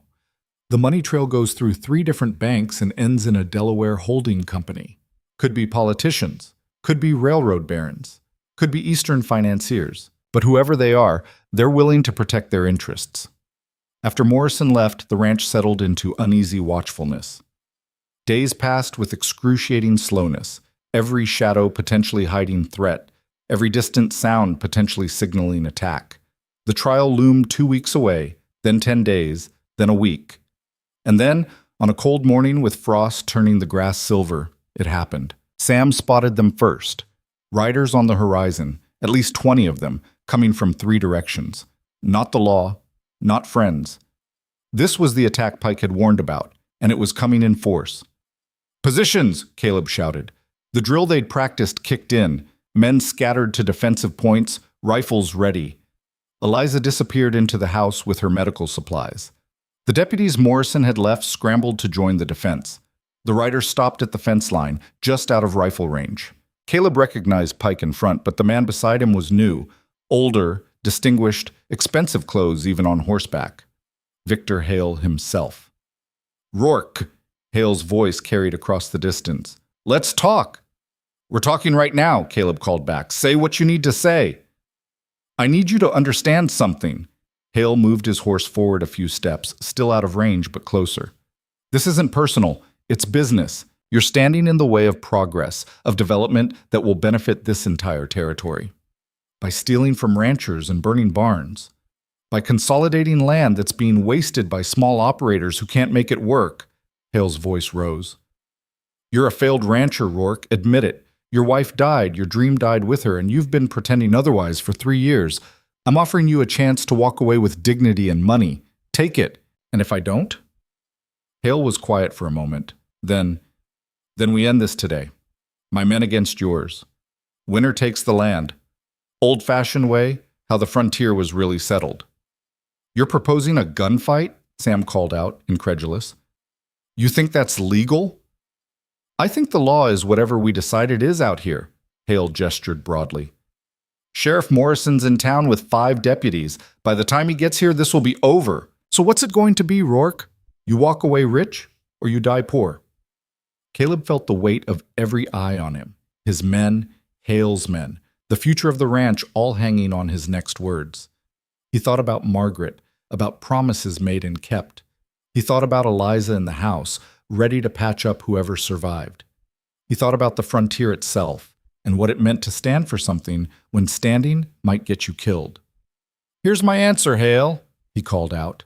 "You can take your money, your threats, and your gunmen, and you can ride off my property. Because this land isn't for sale. Not to you, not to anyone. And if you want it, you'll have to kill me for it. But understand, I'm not alone anymore. I've got people standing with me. You might win today, but win or lose, everyone will know you're a thief and a murderer. That truth will follow you forever." Hale's face darkened. "So be it." He turned to Pike. "Clear them out." Pike hesitated. In that moment of hesitation, Caleb saw something unexpected. Doubt. Pike was a professional, a man who'd done violence for money, but this was different. This was slaughter for profit, and even hardened men had lines they wouldn't cross. "Mr. Hale," Pike said slowly, "maybe we should—" The shot came from the left flank, from one of Hale's men Caleb didn't recognize. It punched into the fence post next to Sam's head, and suddenly everyone was shooting. The world exploded into chaos. Muzzle flashes, gun smoke, men shouting and diving for cover. Caleb fired at a rider charging the fence, saw the man tumble from his saddle. Beside him, Sam was working his rifle with mechanical precision. The deputies were firing from the house windows. But Hale had numbers. For every rider who fell, 2 more pressed forward. They breached the fence line, riding hard for the house. Caleb shot another man, then another, his Colt emptying faster than he could reload. And then Eliza was there, somehow, impossibly, standing on the porch with that little revolver in her hand. She fired once, twice, 3 times, each shot deliberate, controlled. 3 riders fell. She wasn't shooting to wound. "Fall back to the house," Caleb shouted. They retreated in fighting order, still shooting, still holding ground where they could. Riley took a bullet to the leg and went down. Thomas hauled him up, half carrying him toward cover. They made it to the porch as Hale's men regrouped for another charge. Caleb did a quick count. They'd dropped maybe 7 of Hale's men, but it had cost them. Riley wounded, 1 deputy hit in the shoulder, ammunition running low. "This is bad," Sam gasped, reloading. "They'll overrun us on the next push." "Not if we even the odds." Eliza was reloading her revolver with quick, practiced movements. Her face was set, determined, showing no fear despite the blood spattering her clothes. "Caleb, how much dynamite do you have?" "Dynamite? Maybe 3 sticks in the shed, left over from—" He stopped, understanding dawning. "You can't be serious. You've got a better idea?" She looked at him, gray eyes fierce. "Because in about 30 seconds, they're going to charge again, and we don't have enough bullets to stop them all." She was right. Caleb made a decision that would haunt him or save him, impossible to know which. "Sam, cover us. Eliza, with me." They ran for the equipment shed while Sam and the others laid down covering fire. Bullets kicked up dirt around them, one passing so close Caleb felt the wind of its passage. They burst into the shed, Caleb grabbing the 3 sticks of dynamite and a length of fuse while Eliza found matches. "You know what you're doing?" he asked. "I know that fire makes explosions." She smiled grimly. "That's enough." Back on the porch, they worked with desperate speed. Caleb cut the fuse, tied the dynamite sticks together while Eliza prepared to light them. Outside, Hale's men were forming up for their final charge. Maybe 15 riders left, all coming at once. "Light it," Caleb ordered. Eliza struck the match, touched it to the fuse. It caught with a sizzle and spark. Caleb's arm went back, measuring distance, calculating trajectory the way he'd calculated everything on this ranch for 12 years. "Fire in the hole," he shouted, and threw. The dynamite sailed through the air in a lazy arc, trailing smoke. For a heartbeat, everything was frozen. The charging riders, the defending ranchers, the future of the frontier itself. Then the dynamite landed 20 feet in front of the main group of attackers, and the world went white. The explosion was enormous, a wall of sound and force that flattened grass and threw riders from horses. Dirt and rocks rained down. Smoke billowed thick enough to blind. When it cleared, half of Hale's remaining men were down. Horses scattered, the charge broken. And through the smoke rode Sheriff Morrison with every able-bodied man from Rawlins, ranchers, shopkeepers, townsmen who'd heard the shooting and come running. 20 more guns on Caleb's side, the odds suddenly reversed. "Stand down!" Morrison's voice boomed across the battlefield. "In the name of the law, every man here is under arrest." What was left of Hale's force threw down their weapons. The fight drained out of them all at once, survival instinct overriding loyalty to a paymaster who'd led them into disaster. Pike was on his knees, hands raised, looking more relieved than defeated. And Victor Hale, unhorsed and covered in dirt, was being dragged toward Morrison by 2 angry townsmen. "It's over," Sam said, lowering his rifle. "We won." But Caleb was already running toward the house, toward where Eliza had collapsed on the porch, red spreading across her side. She'd been shot, and he hadn't even seen when. "Eliza!" Caleb dropped beside her, his hands immediately going to the wound in her side. Blood soaked through her shirt, dark and spreading, and his heart tried to hammer its way out of his chest. "Stay with me. Look at me." Her eyes found his, gray and steady even with pain tightening the corners. "It's not that bad," she said, voice strained. "Went through clean. Missed anything vital, I think." "You think?" Caleb pressed his hand against the wound, trying to slow the bleeding. Sam was already there with bandages from the field hospital Eliza had prepared. The irony not lost on anyone that she was now the patient in her own medical station. "Let me see." Eliza tried to push his hand away to examine her own injury with that clinical detachment she applied to everything, but Caleb held firm. "For once in your life, let someone else take care of you." He packed the wound with gauze, his hands shaking despite his best efforts to stay steady. Margaret had died slowly, fever taking her by inches while he watched helpless. He couldn't lose someone else. Not like this. Not when they just won. Morrison was suddenly there with a young man Caleb didn't recognize. "This is Dr. Fletcher from Rawlins, just graduated medical school in Chicago, came west last month. He'll take it from here." Dr. Fletcher was maybe 25, with soft hands and nervous eyes that took in the battlefield chaos with barely concealed shock. But when he knelt beside Eliza and examined the wound, his movements were confident, trained. "She's right. It's clean. Through the oblique muscle, no organs hit. Lucky." He looked at Caleb. "Get her inside where I can work properly, and someone boil water, lots of it." They carried her into the house, laying her on the kitchen table Eliza had scrubbed clean just days ago. Fletcher worked with methodical precision, cleaning, probing, stitching.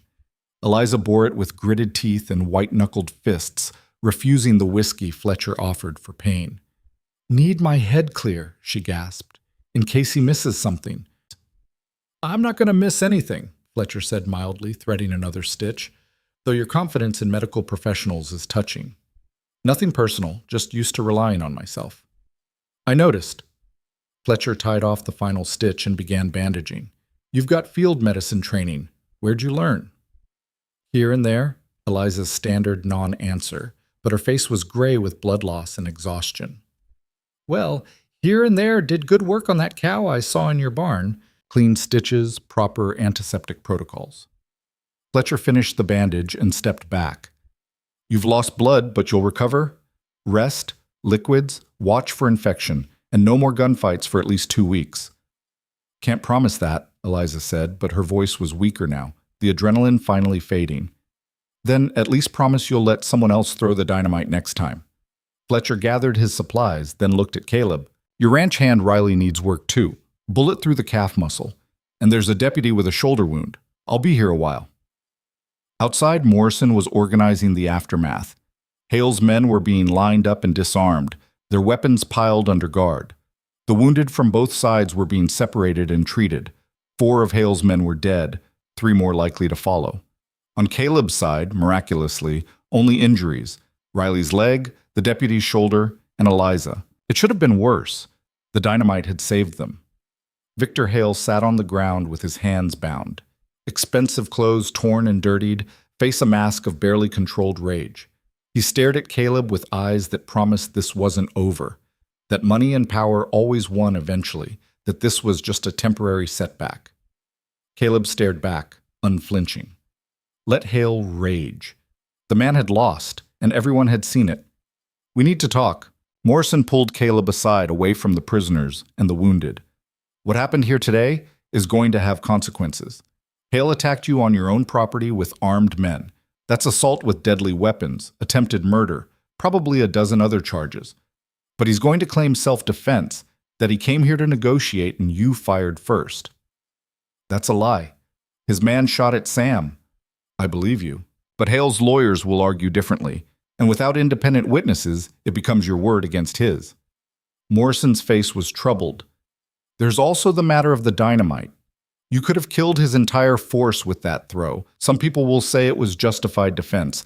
Others will say it was excessive force. What do you say? I say you did what you had to do to survive, but I'm not a judge. Morrison watched as his deputies loaded prisoners into wagons. The trial's in 5 days. Hale's going to fight every charge with everything he's got. This attack today? It shows desperation, which means the fraud case is solid, but it also complicates things. His lawyers will use it to paint him as the victim, a businessman defending his interests from violent ranchers. So we're back where we started? No, you're ahead, way ahead. Because 20 townsmen rode out here to help you, and they all saw Hale's men attack first. That's not nothing. Morrison put a hand on Caleb's shoulder. You've built something here without realizing it. Not just a ranch, a community. People who will fight for you because they know you're fighting for something bigger than yourself. That matters. After Morrison left with the prisoners, the townsmen stayed to help clean up. They buried the dead with more ceremony than the men probably deserved, because that's what civilization did. It treated even enemies with basic dignity. They repaired fences, salvaged equipment, and turned a battlefield back into a ranch. Caleb moved through it all in a daze, exhaustion and relief mixing into something that felt like walking through deep water. Every time he passed the house, he checked on Eliza. She was sleeping finally, color returning to her face, breathing steady. Fletcher had done good work. She's tough, Sam said, appearing beside him during one of these checks. Tougher than most men I've known. Where'd you find her again? She found me. Walked into my barn during a foreclosure notice and decided to stay. Lucky timing. Yeah. Caleb watched Eliza sleep, this woman who'd transformed his life in less than 2 weeks. Lucky.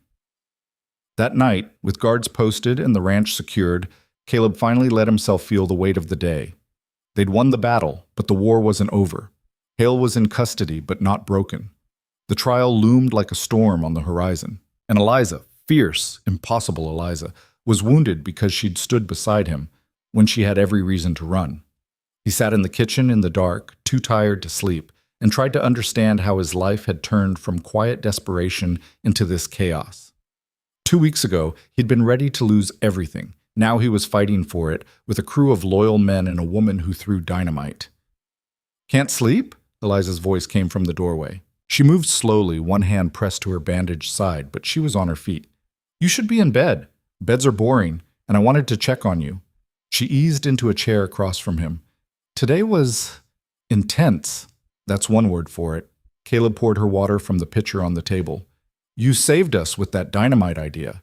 Crazy as hell, but it worked. Desperation breeds innovation. She sipped the water carefully. How's Riley? Fletcher says he'll keep the leg. Full recovery expected. Caleb paused. How are you really? And don't give me that it's not that bad nonsense. Eliza was quiet for a moment, and in the darkness, he could barely make out her expression. It hurts. More than I thought it would. I've been hurt before, but getting shot is different. Knowing someone aimed at you specifically and pulled the trigger, that stays with you. You've been hurt before. Caleb heard the question underneath his statement. Everyone's been hurt before, Caleb. That's part of being alive. But there was something in her voice, old wounds surfacing. In Philadelphia, I worked for a man who ran a clinic in the poor districts. Taught me medicine, taught me to think on my feet, taught me that the world is harder on some people than others. One night, his clinic got raided by men who didn't like that he was treating people regardless of their ability to pay. They beat him badly. I tried to stop them, and she touched her side as if the new wound echoed an old one. I learned that standing up sometimes means getting knocked down. But you still stand up. What happened to the man? The doctor? He died from his injuries 3 days later. The men who killed him were never caught. They had connections to the same people who owned half the slums where we worked. That's when I realized the law doesn't always protect the right people. Sometimes you have to protect yourself.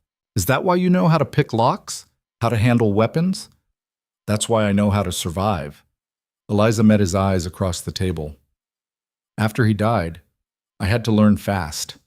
How to disappear when necessary. How to fight when disappearing wasn't an option. How to read people in situations before they turned deadly. Philadelphia taught me that civilization is thinner than we like to think. Out here on the frontier, at least everyone's honest about it. Caleb absorbed this, understanding more about her than she'd revealed in all their previous conversations. I'm sorry. About your mentor, about what you went through. Don't be sorry. Be grateful that you didn't have to learn those lessons. She smiled slightly. Though it seems you're learning them now anyway. Welcome to the education, Caleb Rourke. They sat in comfortable silence after that, two people who'd been through fire together and come out scarred but standing. Outside, guards patrolled the perimeter and the Wyoming night settled over the ranch like a blanket. Tomorrow would bring new challenges, but tonight they'd survived. The next 4 days passed in a blur of preparation. Morrison came and went, building his case, coordinating with prosecutors from Cheyenne who'd taken an interest in what was shaping up to be the biggest fraud trial in territorial history. The evidence from Webb's ledgers, combined with testimony from nearly a dozen victimized ranchers, painted a picture of systematic theft that had been operating for at least 3 years. Webb himself had turned state's evidence, offering to testify against Hale in exchange for a reduced sentence. Pike surprisingly did the same. Apparently his conscience had caught up with him after the ranch attack. With both men cooperating, the prosecution's case became overwhelming. But Hale's lawyers were fighting back with everything they had.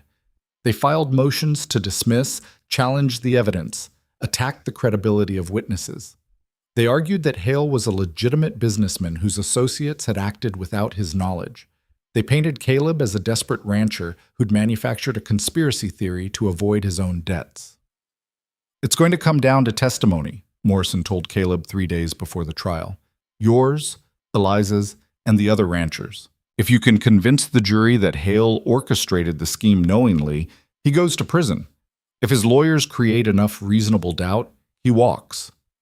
And if he walks? Then he owns this territory within 5 years. Every rancher who testified against him will face financial ruin through legal but devastating means. He'll make examples of you all. Morrison's face was grim. So you'd better be convincing. Eliza spent those days recovering and preparing.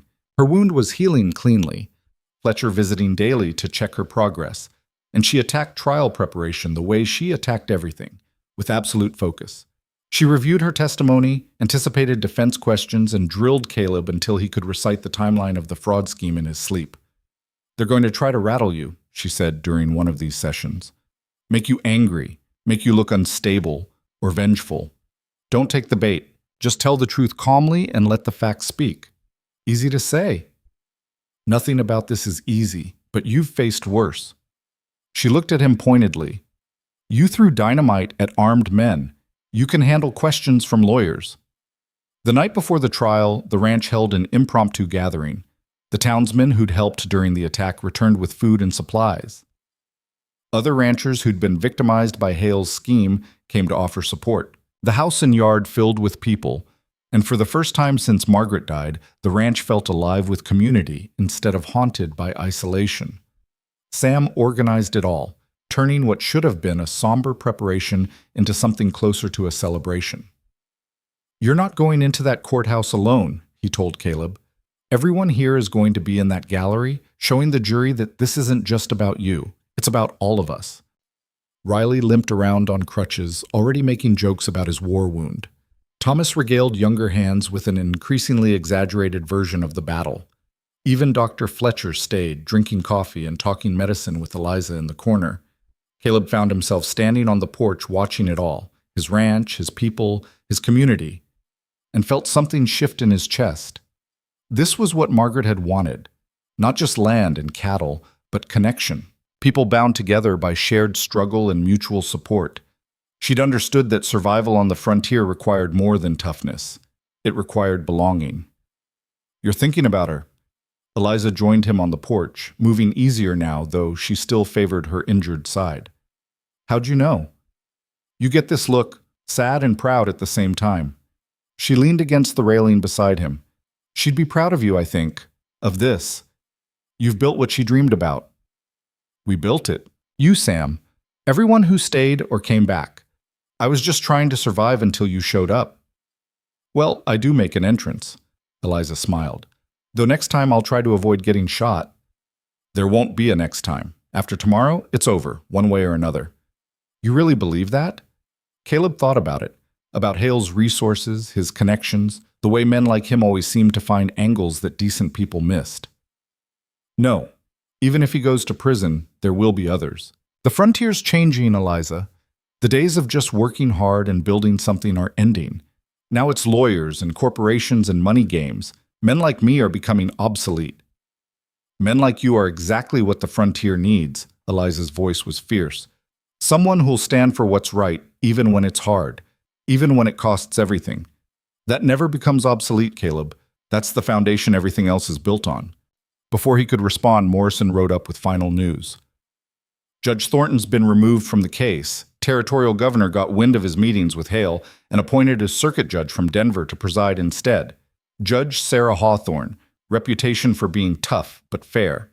It's good news for us. A woman judge? Sam had overheard, his voice surprised.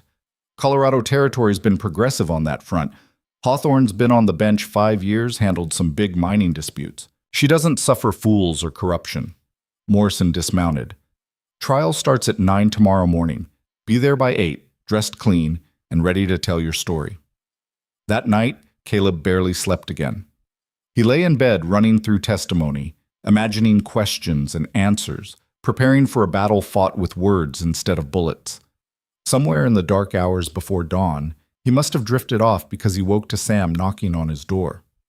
Time to go, Mr. Rourke. Sun's up and the wagon's ready. They rode into Rollins in a convoy, Caleb and Eliza in the lead wagon, Sam driving another with Riley and Thomas, and behind them a line of ranchers and townspeople who'd decided to witness history. By the time they reached the courthouse, a crowd had gathered. Some were supporters, ranchers who'd been victimized and wanted justice. Others were Hale's people, well-dressed men and women who saw the trial as an attack on prosperity itself. The courthouse was a 2-story brick building, relatively new and imposing by frontier standards. Inside, the main courtroom had been set up with rows of benches for spectators, a jury box, tables for prosecution and defense, and a raised bench where Judge Hawthorne would preside. Hawthorne herself was already there when they entered, reviewing documents. She was maybe 50, with iron gray hair pulled back severe, sharp eyes behind reading glasses, and an expression that suggested she'd seen every legal trick and wasn't impressed by any of them. When the bailiff called court to order, she looked up and surveyed the packed gallery with one sweeping glance. This court will conduct itself with order and dignity, she said, her voice carrying easily. I don't care who you support or what you think should happen. Outbursts will result in immediate removal and contempt charges. Is that clear? She waited until several people nodded. Good. Let's proceed. The prosecution laid out its case methodically. They called Webb first, and the banker looked diminished in the witness box, his expensive suit wrinkled, his confidence shattered. He testified about the fraud scheme, about Hale's involvement, about how they'd identified vulnerable ranchers and systematically stolen from them through fake companies. It was elegant, Webb said, and Caleb felt rage rising at the word. We'd wait until a rancher was desperate, then offer them supplies at slightly below market rate. They'd pay up front, grateful for the deal, and we'd simply never deliver. By the time they realized it was fraud, the company would be dissolved and we'd have moved on to the next target. And Mr. Hale knew about this? The prosecutor asked. Mr. Hale designed it. The whole scheme was his idea. I just implemented it through the bank. Hale's defense attorney, a shark in an expensive suit named Blackwell, tried to shred Webb's credibility on cross-examination. Isn't it true, Mr. Webb, that you're testifying in exchange for a reduced sentence? Yes? So you have every incentive to lie, to blame Mr. Hale for crimes you committed alone? I'm not lying. I have documents, ledgers, correspondence. All of it proves Hale was involved. Documents that could have been fabricated, Ledgers you kept that conveniently implicate your business partner. Blackwell's voice dripped skepticism. How convenient that your supposed evidence paints you as merely a tool of Victor Hale's greater conspiracy. It's not convenient, it's the truth. The morning stretched into afternoon as prosecutor and defense battled over Webb's testimony. Then Pike took the stand and his story matched Webb's in every important detail. Two different sources, two accounts of the same conspiracy. The prosecution was building an overwhelming case, but Blackwell was relentless. He attacked every inconsistency, suggested alternative explanations, and slowly planted seeds of doubt. By the time they broke for the day, Caleb wasn't sure anymore how the jury would decide. "Tomorrow's your turn," Morrison told him outside the courthouse. "And Eliza's. You're the victims, the faces of everyone Hale hurt. Make the jury see that." That night at the ranch was tense. Eliza reviewed her testimony one more time, then made Caleb review his. They drilled until midnight, until both of them could recite facts and dates without thinking. "You're ready," Eliza finally said. "More than ready. Just remember, you're not fighting Hale directly tomorrow. You're telling your story. Let the jury decide what it means. What if they decide wrong? Then we appeal. Then we fight in other courts, other ways. But that's tomorrow's problem. Tonight, get some sleep." Sleep came eventually, restless and dream-filled.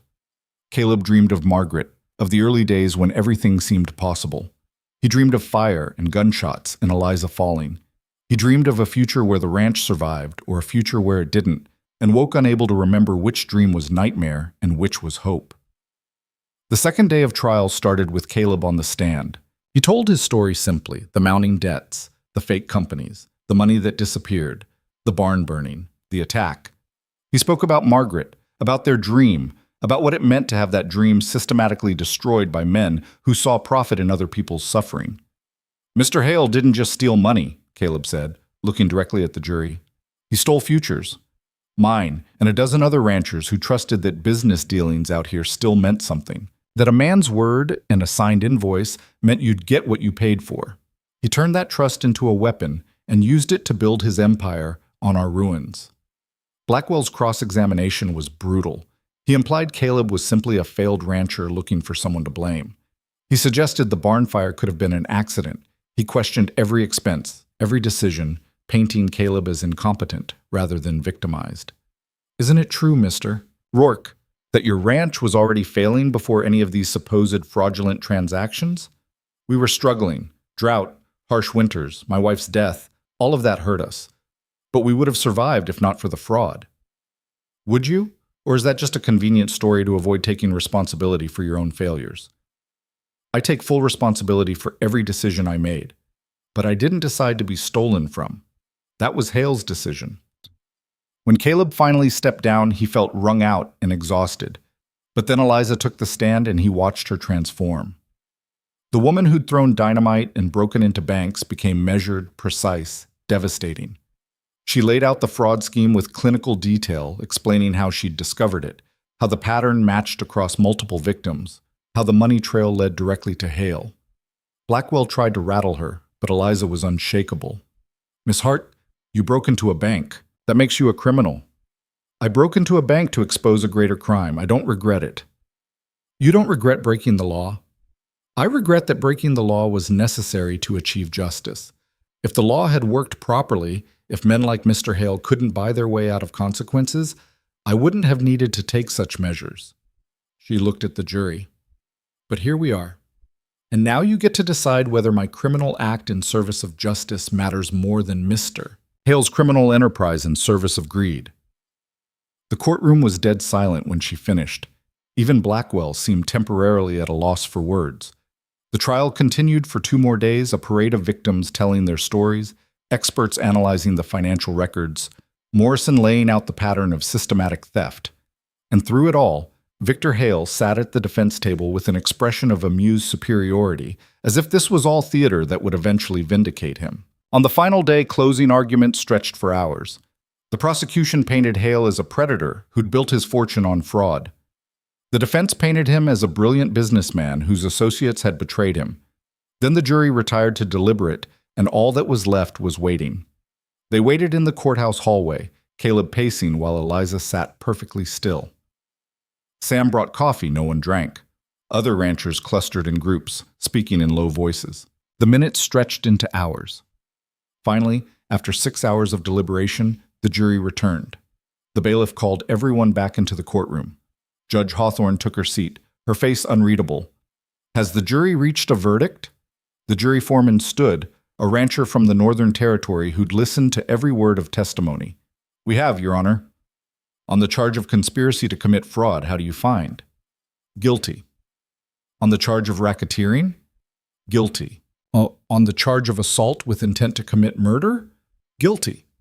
The list continued. 15 charges, 15 guilty verdicts. Victor Hale's face went from amused to pale to enraged, his composure finally cracking. He started to stand, to protest, but Judge Hawthorne's gavel came down like thunder. Mr. Hale, you will sit down and remain silent, or I will have you gagged and bound. Is that clear? Hale sat, but his eyes promised murder. Judge Hawthorne's sentencing was swift and merciless.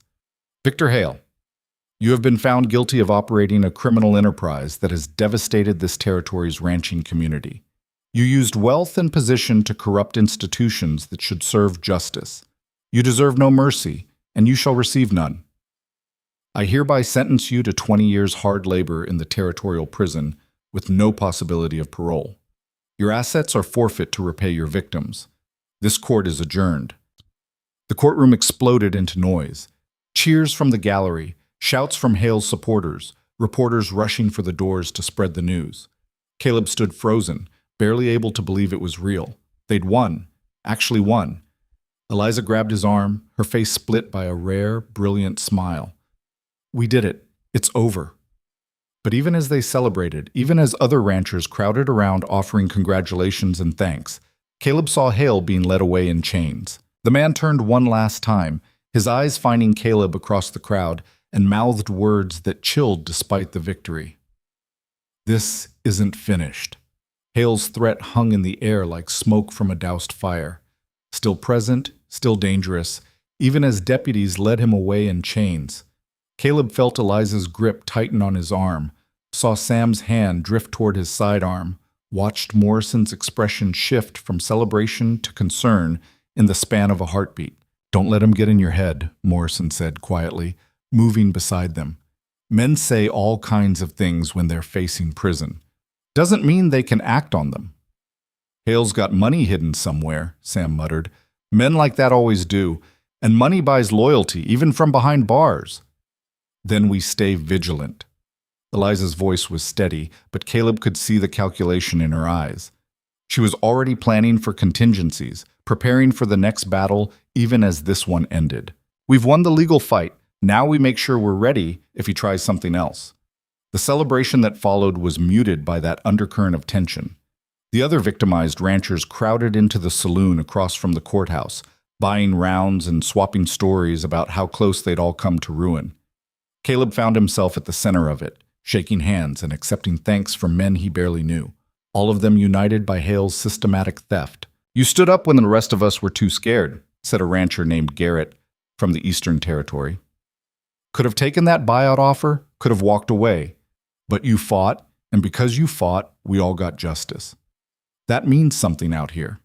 It means everything, another added. Frontiers changing, becoming more about money than muscle. We need people who remember that some things matter more than profit. Riley, still on crutches but grinning wide, raised his glass. To Caleb Rourke and Eliza Hart, the rancher who wouldn't quit and the housekeeper who started throwing dynamite. The laughter that followed was genuine, warm, and Caleb felt something loosen in his chest that had been tight for 3 years. This was what Margaret had wanted, not just survival, but community. People bound together by shared values and mutual support. She'd understood that the frontier wasn't tamed by individuals, but by groups who decided civilization mattered more than chaos. But even as he drank and accepted congratulations, part of Caleb's mind was racing ahead. Hale was imprisoned, but his empire remained. 20 years of systematic land acquisition didn't simply vanish because the architect went to jail. Someone would try to claim those holdings, those investments, and whoever that someone was, they'd view Caleb as the man who'd destroyed their patron. Near midnight, exhausted and slightly drunk, they finally returned to the ranch. The ride back was quiet, everyone processing what had happened and what came next. As they approached the property, Caleb noticed something odd. Lights in the house, more than they'd left burning. "Sam," he said quietly, hand going to his Colt. "We leave anyone here?" "Just the 2 deputies Morrison assigned, but those are too many lights." Sam pulled his rifle from the wagon bed. "Could be Hale's people already making a move." They approached cautiously, weapons ready, every sense heightened. But as they got closer, Caleb heard voices, not threatening, but conversational. Familiar voices. When they reached the porch, the door opened and Dr. Fletcher stepped out, followed by a woman Caleb didn't recognize. "Relax," Fletcher said, seeing their weapons. "No danger here. Just unexpected guests." He gestured back inside. "You've got visitors from Cheyenne. They've been waiting 3 hours." Inside, 2 men sat at Caleb's kitchen table drinking coffee, both well-dressed in expensive suits that marked them as Eastern money. The older one, maybe 60, with silver hair and shrewd eyes, stood when Caleb entered. "Mr. Rourke, my name is Harrison Cartwright. I represent a consortium of investors from Denver and Chicago. This is my associate, James Chen." He gestured to the younger man, who nodded politely. "We've been following your trial with great interest." "Why?" Caleb's hand was still near his weapon. After everything they'd been through, strangers claiming interest felt like a threat. "Because you've just freed up approximately 40,000 acres of prime grazing land," Cartwright said bluntly. "Hale's holdings are being seized and liquidated to pay restitution to his victims. That land will be sold at auction within 60 days. We're here to make sure you have the resources to bid on it." The words took a moment to process. Caleb looked at Eliza, saw his own confusion reflected in her face. "Why would you help us bid on land?" "Enlightened self-interest." Cartwright pulled documents from a leather case. "The frontier's changing, Mr. Rourke. It's not just individual ranchers anymore. It's becoming corporate, organized, systematized. Men like Hale represent one version of that future. Monopolistic control through fraud and intimidation. We represent another version. Investment in productive operations run by competent people who understand the land." "You want to own my ranch," Caleb said flatly. "We want to invest in your ranch. There's a difference." Chen spoke for the first time, his voice carrying a slight accent that suggested he was first or second generation American. "We've researched your operation extensively. Before your wife died, you were running one of the most efficient ranches in Carbon County. Good breeding stock, smart water management, sustainable grazing rotation. Then personal tragedy combined with Hale's fraud scheme nearly destroyed you, but the foundation is still solid. We're proposing a partnership," Cartwright continued. "We provide capital for expansion, infrastructure improvements, purchasing Hale's foreclosed properties. You provide expertise, labor, and operational control. Profits are split according to an agreed formula. In 15 years, you have the option to buy us out completely and own everything outright."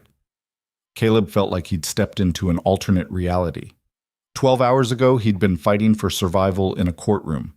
Now strangers were offering him an empire. "What's the catch?" "The catch is that we expect professional management and transparent accounting. No more running the ranch on instinct and hope. We need proper books, regular reports, measurable outcomes." Cartwright's eyes were sharp. "Miss Hart's audit of your finances revealed serious structural problems beyond the fraud losses. You're overstaffed in some areas, understaffed in others. Your breeding program lacks focus. Your water rights are underutilized. With proper capital and planning, this operation could support 5 times its current capacity." "You audited my finances?"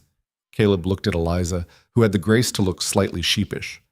"I sent them a report after I discovered the fraud," she admitted, "before the trial. I thought, if things went badly, if Hale won and you lost everything, you'd need alternatives. Mr. Cartwright's consortium represents those alternatives. You went behind my back. I prepared for contingencies."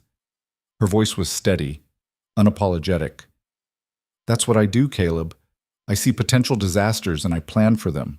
Would you rather I hadn't?" He wanted to be angry, but couldn't quite manage it, because she was right.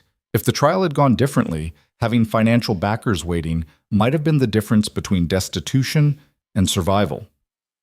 What happens if I say no to this partnership? Then you struggle to rebuild on your own, compete against whoever buys Hale's land, and probably lose everything within 5 years. Cartwright's bluntness was almost refreshing. The era of the independent frontier rancher is ending, Mr. Rourke. The future belongs to larger operations with deeper resources. You can be part of that future on favorable terms, or you can fight it and lose. Your choice. Sam had been listening quietly, but now he spoke up. Seems like we'd just be trading one boss for another. Hale for Cartwright. Except we're not interested in control for its own sake, Chen replied. We're investors, not operators. We make money when you make money. That aligns our interests. Hale made money by stealing from you. We make money by helping you succeed. See the difference? How much capital are we talking about? Eliza asked. And Caleb realized she was already calculating, already seeing the possibilities. Initially, $50,000 for infrastructure and Hale property acquisition. Another $25,000 operating capital over the first 2 years. In exchange, we take a 40% ownership stake and 30% of annual profits until our initial investment is recovered, then 20% thereafter. Cartwright slid papers across the table. The contract terms are all here. Have a lawyer review it. Take your time. But the land auction is in 60 days, so don't take too much time. After they left, promising to return in a week for Caleb's answer, the kitchen fell into heavy silence. Sam, Riley, Thomas, and Eliza all looked at Caleb, waiting for his reaction. Well, Riley said finally, that was unexpected. That was opportunity disguised as a trap, Thomas muttered.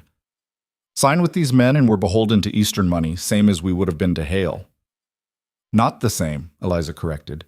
Hale wanted to own the land through fraud. Cartwright wants to invest in it through legal partnership. The difference matters. Does it? Sam asked. End result is still the same. Someone else has a say in how this ranch runs. Someone else also has a stake in its success, Eliza countered. Caleb, you've been running this place on borrowed time and hope for 3 years. You need capital. You need expertise in areas where you're weak. You need access to markets and distribution networks that individual ranchers can't reach alone. This partnership provides all of that. It also means giving up independence, Caleb said quietly. Margaret and I built this place to be ours, free from debts and obligations and other people's agendas. And look where that independence got you, foreclosure and fraud. Eliza's voice was gentle but firm.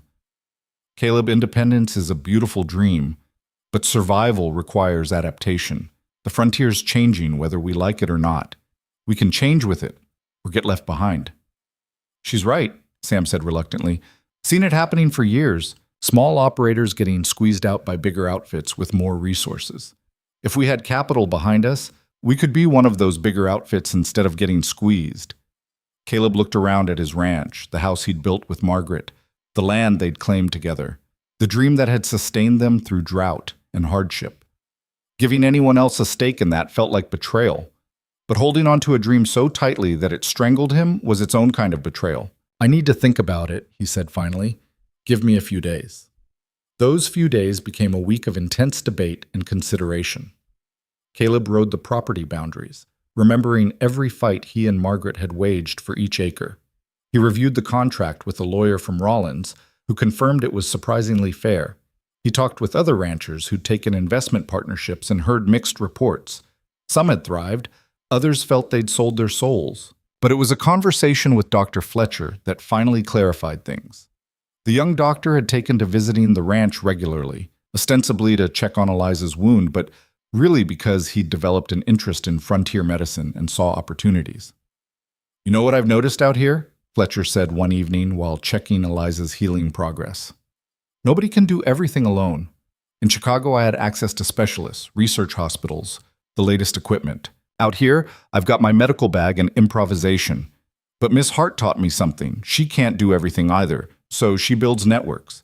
She knows who can set bones, who has medicinal herbs, who can handle childbirth complications. She's created an informal medical system where none existed. Your point? Caleb asked. My point is that self-sufficiency is a myth. Everyone depends on someone. The question isn't whether to accept help, it's whose help to accept and on what terms. Fletcher finished rebandaging Eliza's wound. These investors you're considering, they're offering help on terms you can live with. I'd take it. Even if it means compromising the dream? The dream was never about pure independence, Eliza interjected. She'd been quiet during Fletcher's examination, but now sat up carefully. The dream was about building something that lasted, that mattered. Does it matter less because you have partners? Or does it matter more because you're creating something bigger than what you could do alone? That night, Caleb made his decision. He called everyone together: Sam, Riley, Thomas, the deputies who'd become permanent fixtures, and Eliza, and told them he was accepting Cartwright's offer. "This ranch stops being just mine and becomes ours," he said. "Everyone who works here gets a stake in its success. That's part of the deal I'm negotiating, profit sharing for the crew, not just the owners. We build this together or we don't build it at all." Sam grinned. "About damn time you figured that out." The partnership with Cartwright's consortium was finalized 3 weeks later. The contract was modified to include crew profit sharing and guaranteed operational autonomy for Caleb. The investors got their ownership stake and their returns, but the ranch remained fundamentally his to run. With capital finally available, transformation came quickly. They rebuilt the barn bigger and better than before. They purchased 3 of Hale's foreclosed properties at the auction, tripling their grazing land. They hired 6 new hands, including 2 experienced with breeding programs, who revolutionized their cattle operation. Within 2 months, the Rourke Ranch had gone from struggling survival to confident expansion. But more important than the physical changes were the community transformations. Word spread about what had happened, how one rancher and his housekeeper had taken down a corrupt empire, how they'd refused intimidation and fought for justice, how they'd transformed near defeat into triumph. Other ranchers started coming to Caleb for advice. Townspeople sought Eliza's medical expertise. The ranch became a hub, a place where people gathered because they knew they'd find help and honesty. Eliza's informal medical practice evolved into something more structured. She converted one of the ranch outbuildings into a clinic, using some of her share of the restitution money from Hale's liquidated assets. Dr. Fletcher became her partner in the venture, combining her practical experience with his formal training. Within 6 months, they were treating patients from 50 miles around. Injuries, illnesses, even performing simple surgeries that previously would have required dangerous trips to Denver. "You're building a hospital," Caleb told her one evening as they watched construction crews expand the clinic. "I'm building a medical center," she corrected. "A hospital implies staying overnight. This is more like a frontier urgent care facility." She smiled at the phrase. "Fletcher's words, not mine. But yes, it's growing beyond what I initially imagined." "Are you still planning to be my housekeeper?" The question came out more vulnerable than Caleb intended. Eliza turned to look at him, gray eyes steady. "Is that still what you want me to be?" The question hung between them, weighted with 3 months of shared danger, mutual respect, and something neither of them had quite named yet. Caleb thought about Margaret, about the promise he'd made to keep fighting. But Margaret had also made him promise something else in those final fever-clouded days. "Don't spend your life alone, Caleb. Don't make this ranch a monument to grief. Keep living. That's what matters." "I want you to be whatever you choose to be," he said carefully. "Housekeeper, doctor, partner in this operation, whatever feels right." "And if I choose to be more than one thing, housekeeper and doctor and—" She hesitated. "Something else entirely?" "Then I'd say the frontier needs people who refuse to be just one thing. Seems to suit you." They stood in comfortable silence after that, watching the sun set over land that had almost been lost but now represented possibility instead of desperation. Around them, the ranch hummed with activity. Hands finishing evening chores, cattle settling for the night, the distant sound of hammering as construction continued on the clinic. 6 months after the trial, Sheriff Morrison brought news that shifted everything again. "Hale's dead," he announced without preamble, riding up to the ranch on a cold November morning, stabbed in prison by another inmate. Fight over something trivial, apparently. He lasted longer than I expected, honestly. Caleb felt surprisingly little satisfaction at the news. Hale's imprisonment had been justice, but his death was just violence begetting violence. His organization? Scattered. Turns out most of his silent partners were businessmen from Denver and Cheyenne who wanted nothing to do with the scandal. They've quietly written off their investments and moved on. The few loyal lieutenants he had left are facing their own charges.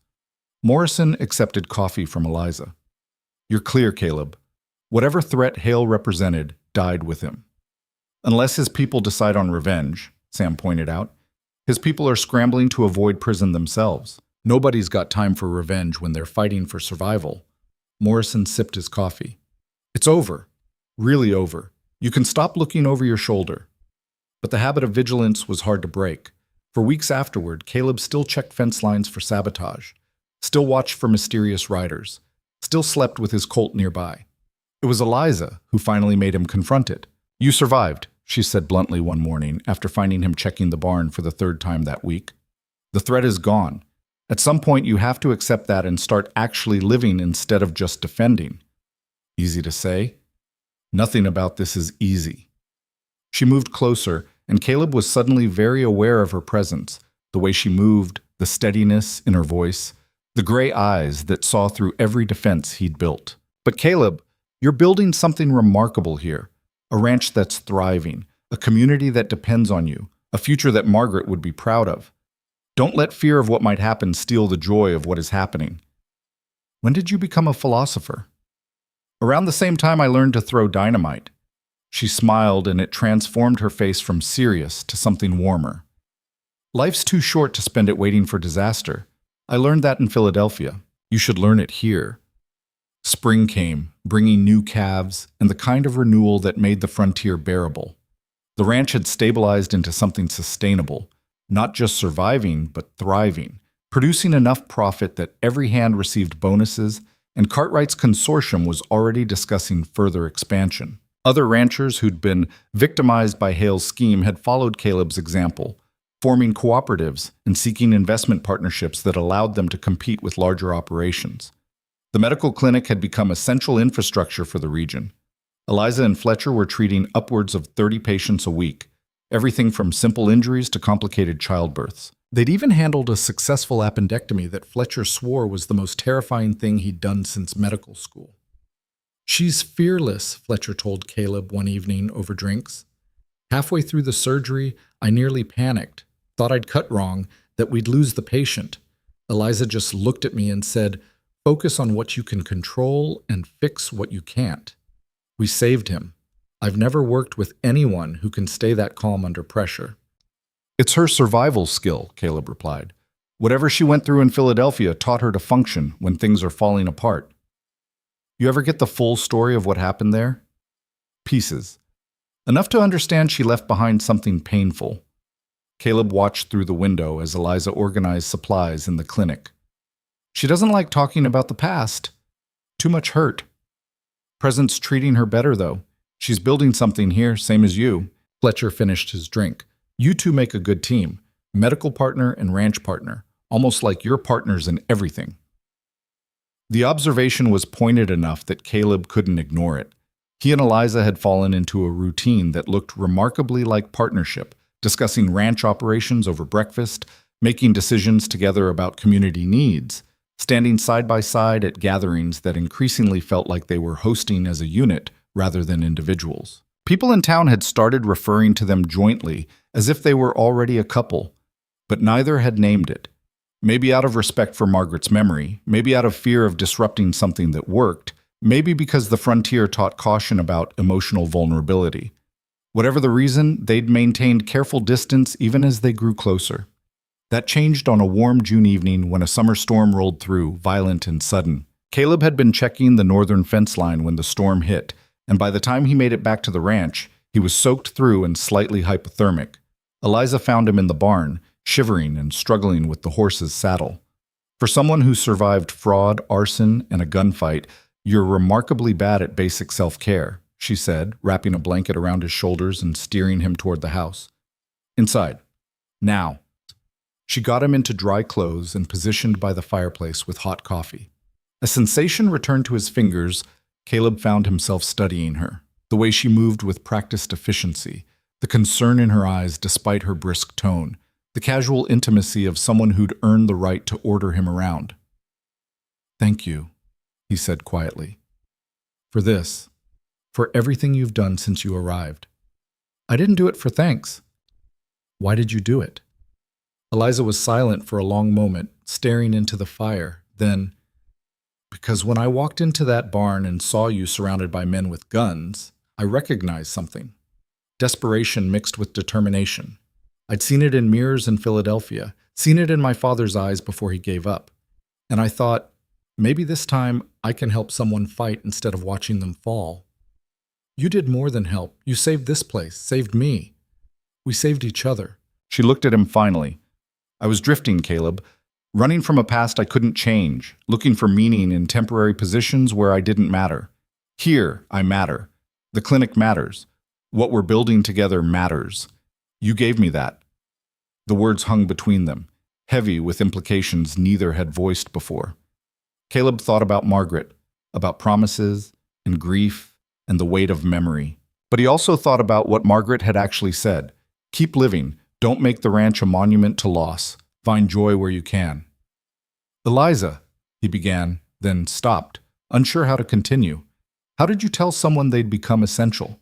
How did you name feelings that had grown quietly under the surface of shared struggle? She saved him from the fumbling attempt. I'm not Margaret. I'll never be Margaret.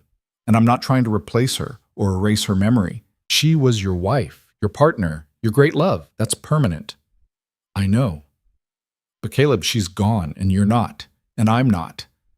And this thing between us, she gestured vaguely at the space between them. It's real, and it matters, and pretending otherwise is just fear wearing the mask of loyalty.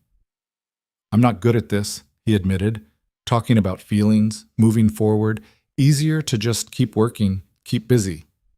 I noticed. You're terrible at it. She smiled slightly. But lucky for you, I'm good at forcing necessary conversations. So here's the necessary conversation. I care about you. More than I plan to, more than is probably wise given my track record of terrible decisions.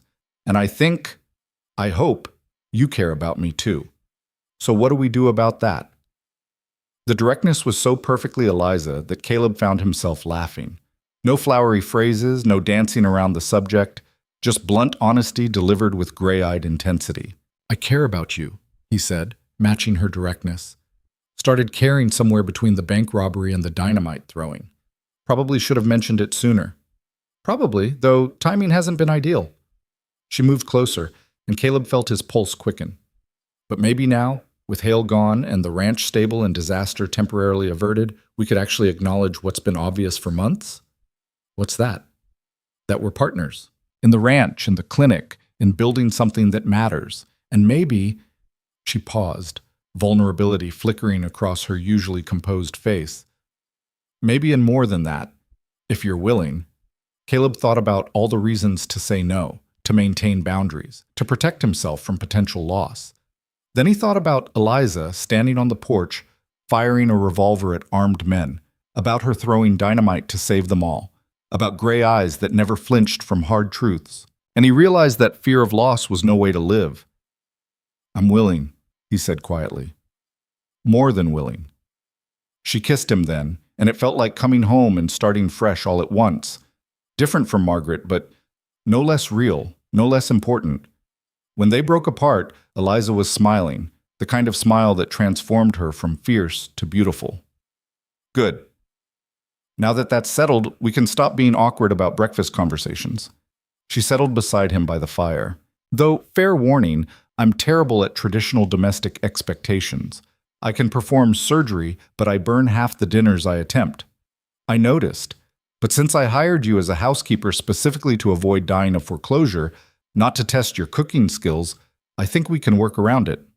They talked into the night, the conversation ranging from practical matters about the ranch to deeper discussions about what they wanted to build together. Not just a successful operation, but a genuine home, a place where people found help and healing and hope.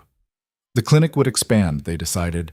They'd bring in more medical staff, maybe even a traveling dentist Fletcher knew who was looking for a permanent position. The ranch would continue growing, but carefully, sustainably, with attention to the land and the people who worked it. We should get married, Caleb said sometime around midnight, the words surprising him even as he spoke them. If we're building a life together, might as well make it official. Eliza raised an eyebrow. Was that a proposal or a business proposition?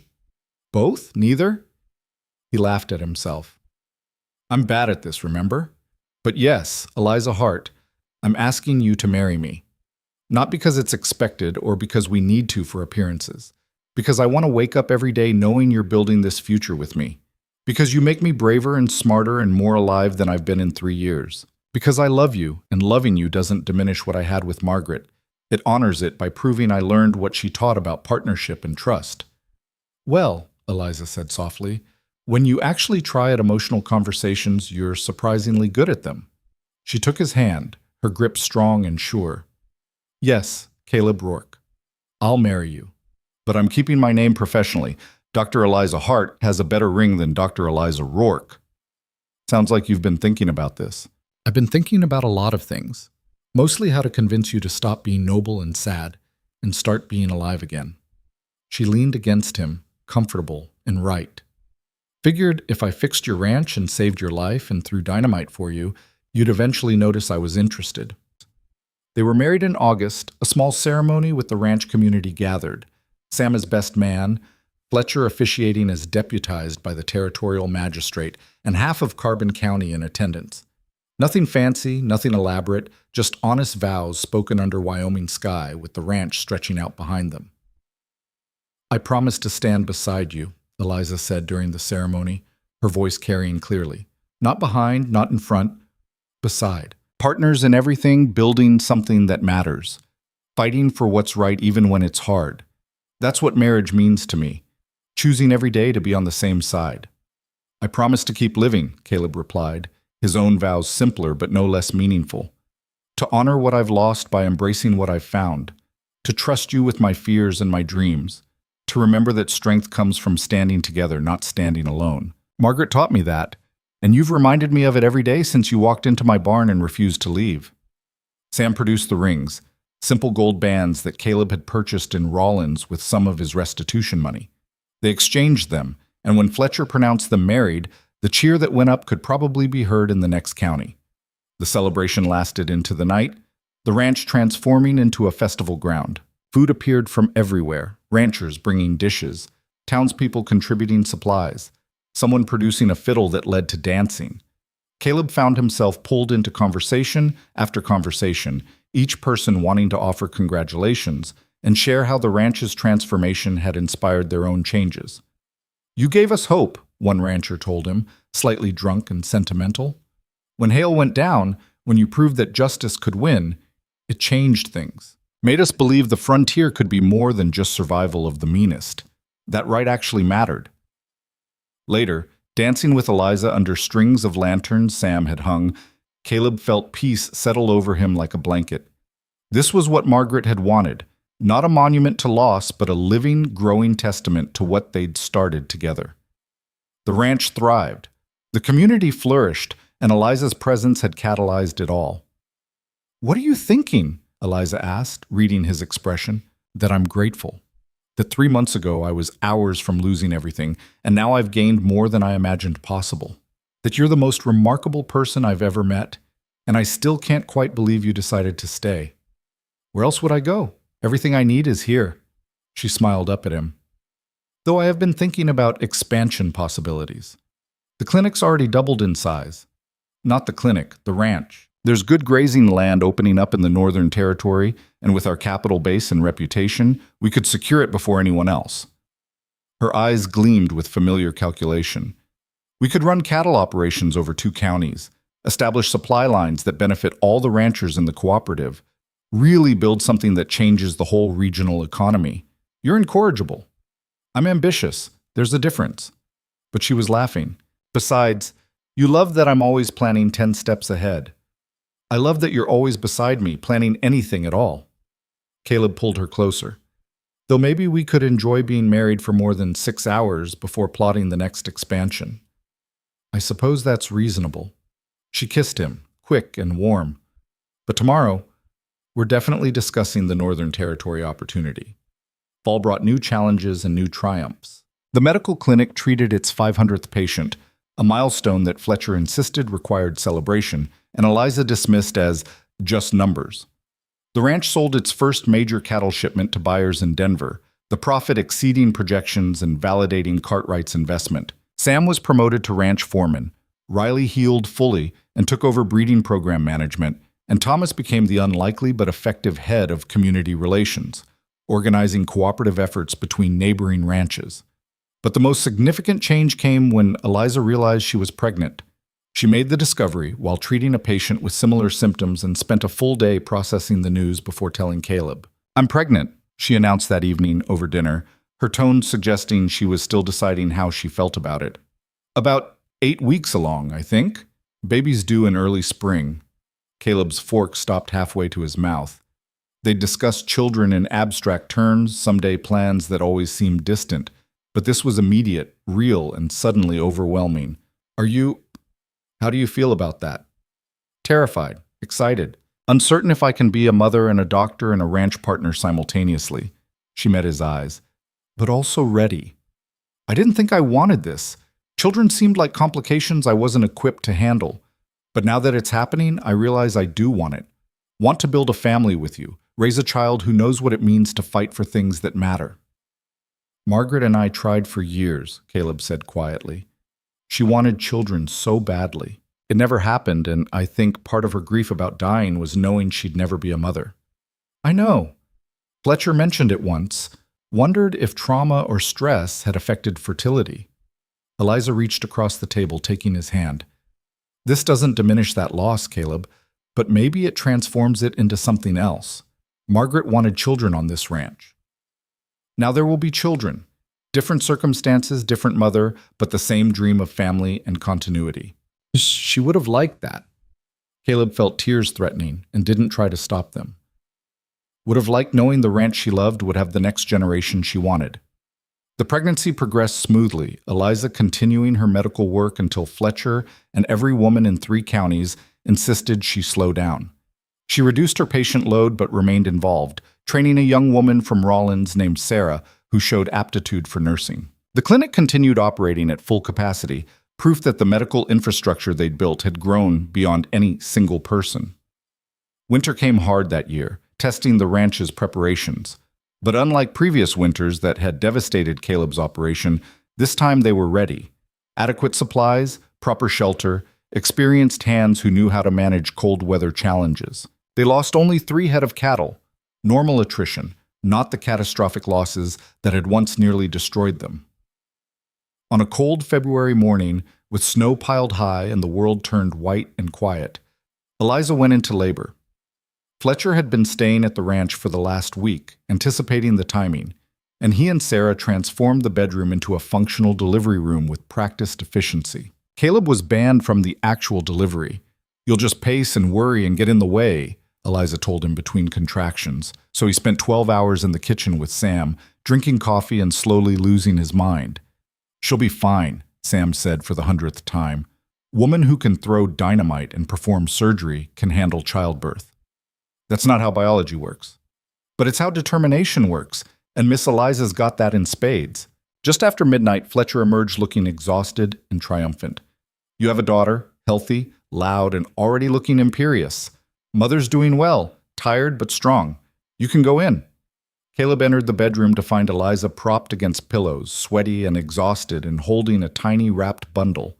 She looked up as he approached, and the smile on her face was radiant. "Meet your daughter," she said softly, angling the bundle so he could see. "I was thinking we'd name her Margaret, if that's all right with you." The baby was impossibly small, with dark hair and eyes that were trying to focus on this strange new world. Caleb reached out, touching one tiny hand, and felt fingers grip his with surprising strength. "Margaret," he repeated, his voice breaking. "That's Eliza, you don't have to." "I want to. She was your first partner in building this place. It's right that your daughter carries her name forward." Eliza looked down at the baby. "Besides, this little one's going to need a strong namesake. Something tells me she's inheriting both our stubborn streaks." Baby Margaret, Maggie, as she quickly became known, transformed the ranch in ways both subtle and profound. The hands competed to hold her, to get her to smile, to be her favorite. Sam carved a cradle that was probably excessive for a newborn, but perfect for a child they all considered partly theirs. Fletcher doted on her like an uncle, using medical examinations as excuses to visit more often. But more than personal changes, Maggie's arrival seemed to crystallize something for the entire community. This wasn't just a ranch anymore. It was a foundation for future generations. The medical clinic expanded to include a birthing center, anticipating other families. The ranch school that Eliza had been discussing became reality, with a young teacher from Denver hired to educate not just Maggie someday, but all the ranch children in the cooperative. "You're building a town," Cartwright observed during one of his quarterly visits to review ranch operations. "Not officially incorporated, but functionally. Infrastructure, medical care, education, sustainable economic base. In 10 years, there'll probably be a post office and a telegraph station." "Is that a problem?" Caleb asked, wondering if the investors would object to their ranch capital funding community development. "It's brilliant," Cartwright smiled. "Creates stability, attracts skilled workers, increases property values. You're doing exactly what we hoped, building something that grows beyond simple cattle operations. The consortium is very pleased." Spring came, bringing the rush of new life that made ranching worthwhile.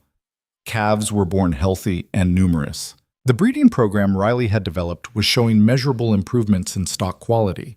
The expanded grazing lands were producing better than projected. Financial reports showed profits that exceeded even optimistic estimates.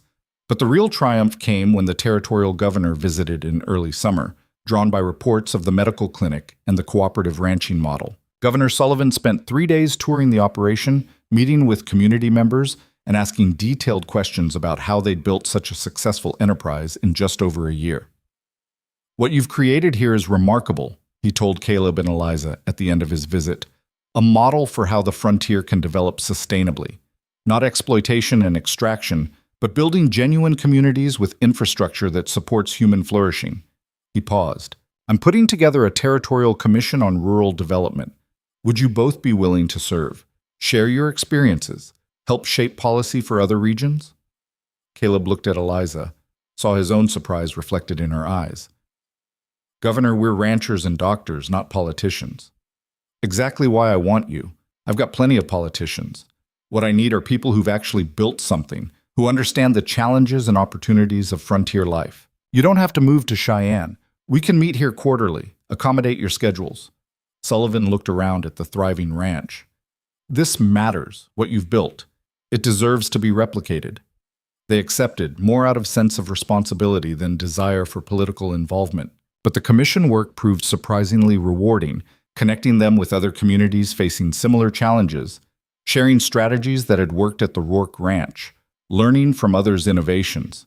2 years after the trial, Caleb found himself standing in the same pasture where he'd once contemplated losing everything.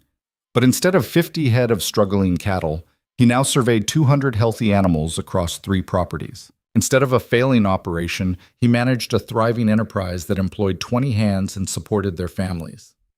Instead of isolation and desperation, he was part of a community that had coalesced around shared values and mutual support. Eliza joined him, carrying 2-year-old Maggie on her hip. The toddler was already showing signs of her parents' stubbornness, insisting on climbing everything despite numerous falls and scrapes. "Down!" Maggie demanded, and Eliza set her on the grass where she immediately toddled toward the fence. "She's going to give us gray hair," Caleb observed. "She already has. I found 3 yesterday." But Eliza was smiling. "Though I suppose turnabout is fair play. I gave my parents plenty of reason to worry." They watched Maggie investigate a rock with intense concentration. In the distance, hands were moving cattle to fresh grazing areas, the operation running with smooth efficiency. Smoke rose from the clinic where Fletcher and Sarah were treating the day's patients. The school bell rang, releasing students for lunch. "This is what Margaret wanted," Caleb said softly. "Not just the ranch succeeding, but the life around it, the community, the purpose, the connections. She'd be proud." "She'd be amazed," Eliza corrected, "at what you built before and what we've built since, at how you fought when you could have quit, at how you let yourself heal without forgetting." She leaned against him. "I think she'd also be grateful that you found someone else to stand beside you. Love doesn't diminish with sharing, Caleb. It multiplies." Philosophical again. "Occasionally, usually when I'm happy and don't know how else to express it." She caught Maggie before the toddler could climb through the fence. "Come here, adventurer. Let's go supervise the chaos you call home." That evening, gathered around the dinner table with Sam, Riley, Thomas, Fletcher, and several visiting ranchers, Caleb looked around at faces illuminated by lamplight and felt the weight of the past 3 years settle into something like peace. They'd survived drought and fraud, arson and gunfights, legal battles and corporate negotiations. They'd transformed desperation into hope, near ruin into thriving success. To Margaret, Sam said, raising his glass in the toast that had become tradition. Who started this? And to Eliza, who saved it. And to all of us who proved that the frontier belongs to people who refuse to quit. They drank to that, the whiskey burning warm and the conversation flowing easy. Outside, Wyoming stars burned cold and bright over land that had tested them and found them worthy. The ranch would face other challenges. Drought would come again. Markets would fluctuate. Life would bring its inevitable losses. But they'd proven they could survive together, could build something that mattered despite everything trying to tear it down. Later, after everyone had left and Maggie was asleep in her excessive cradle, Caleb and Eliza stood on the porch looking out at their domain. The future stretched before them, uncertain, but no longer frightening, full of possibility instead of dread. "What are you thinking?" Eliza asked, the question that had become ritual between them. "That 3 years ago I was ready to give up. That a woman with a carpet bag walked into my barn and decided my story wasn't over yet. That everything good in my life now traces back to that moment when you refused to leave. I didn't see it as a choice. Saw a man worth fighting for and a dream worth saving. Seemed obvious. Nothing about any of this has been obvious except you." Caleb pulled her closer, and they stood together in the Wyoming night while the ranch breathed around them, living, growing, becoming more than either had imagined possible. This was the frontier's true promise, Caleb understood now. Not easy wealth or escape from civilization, but the chance to build something meaningful from nothing. To take broken pieces and forge them into new wholes.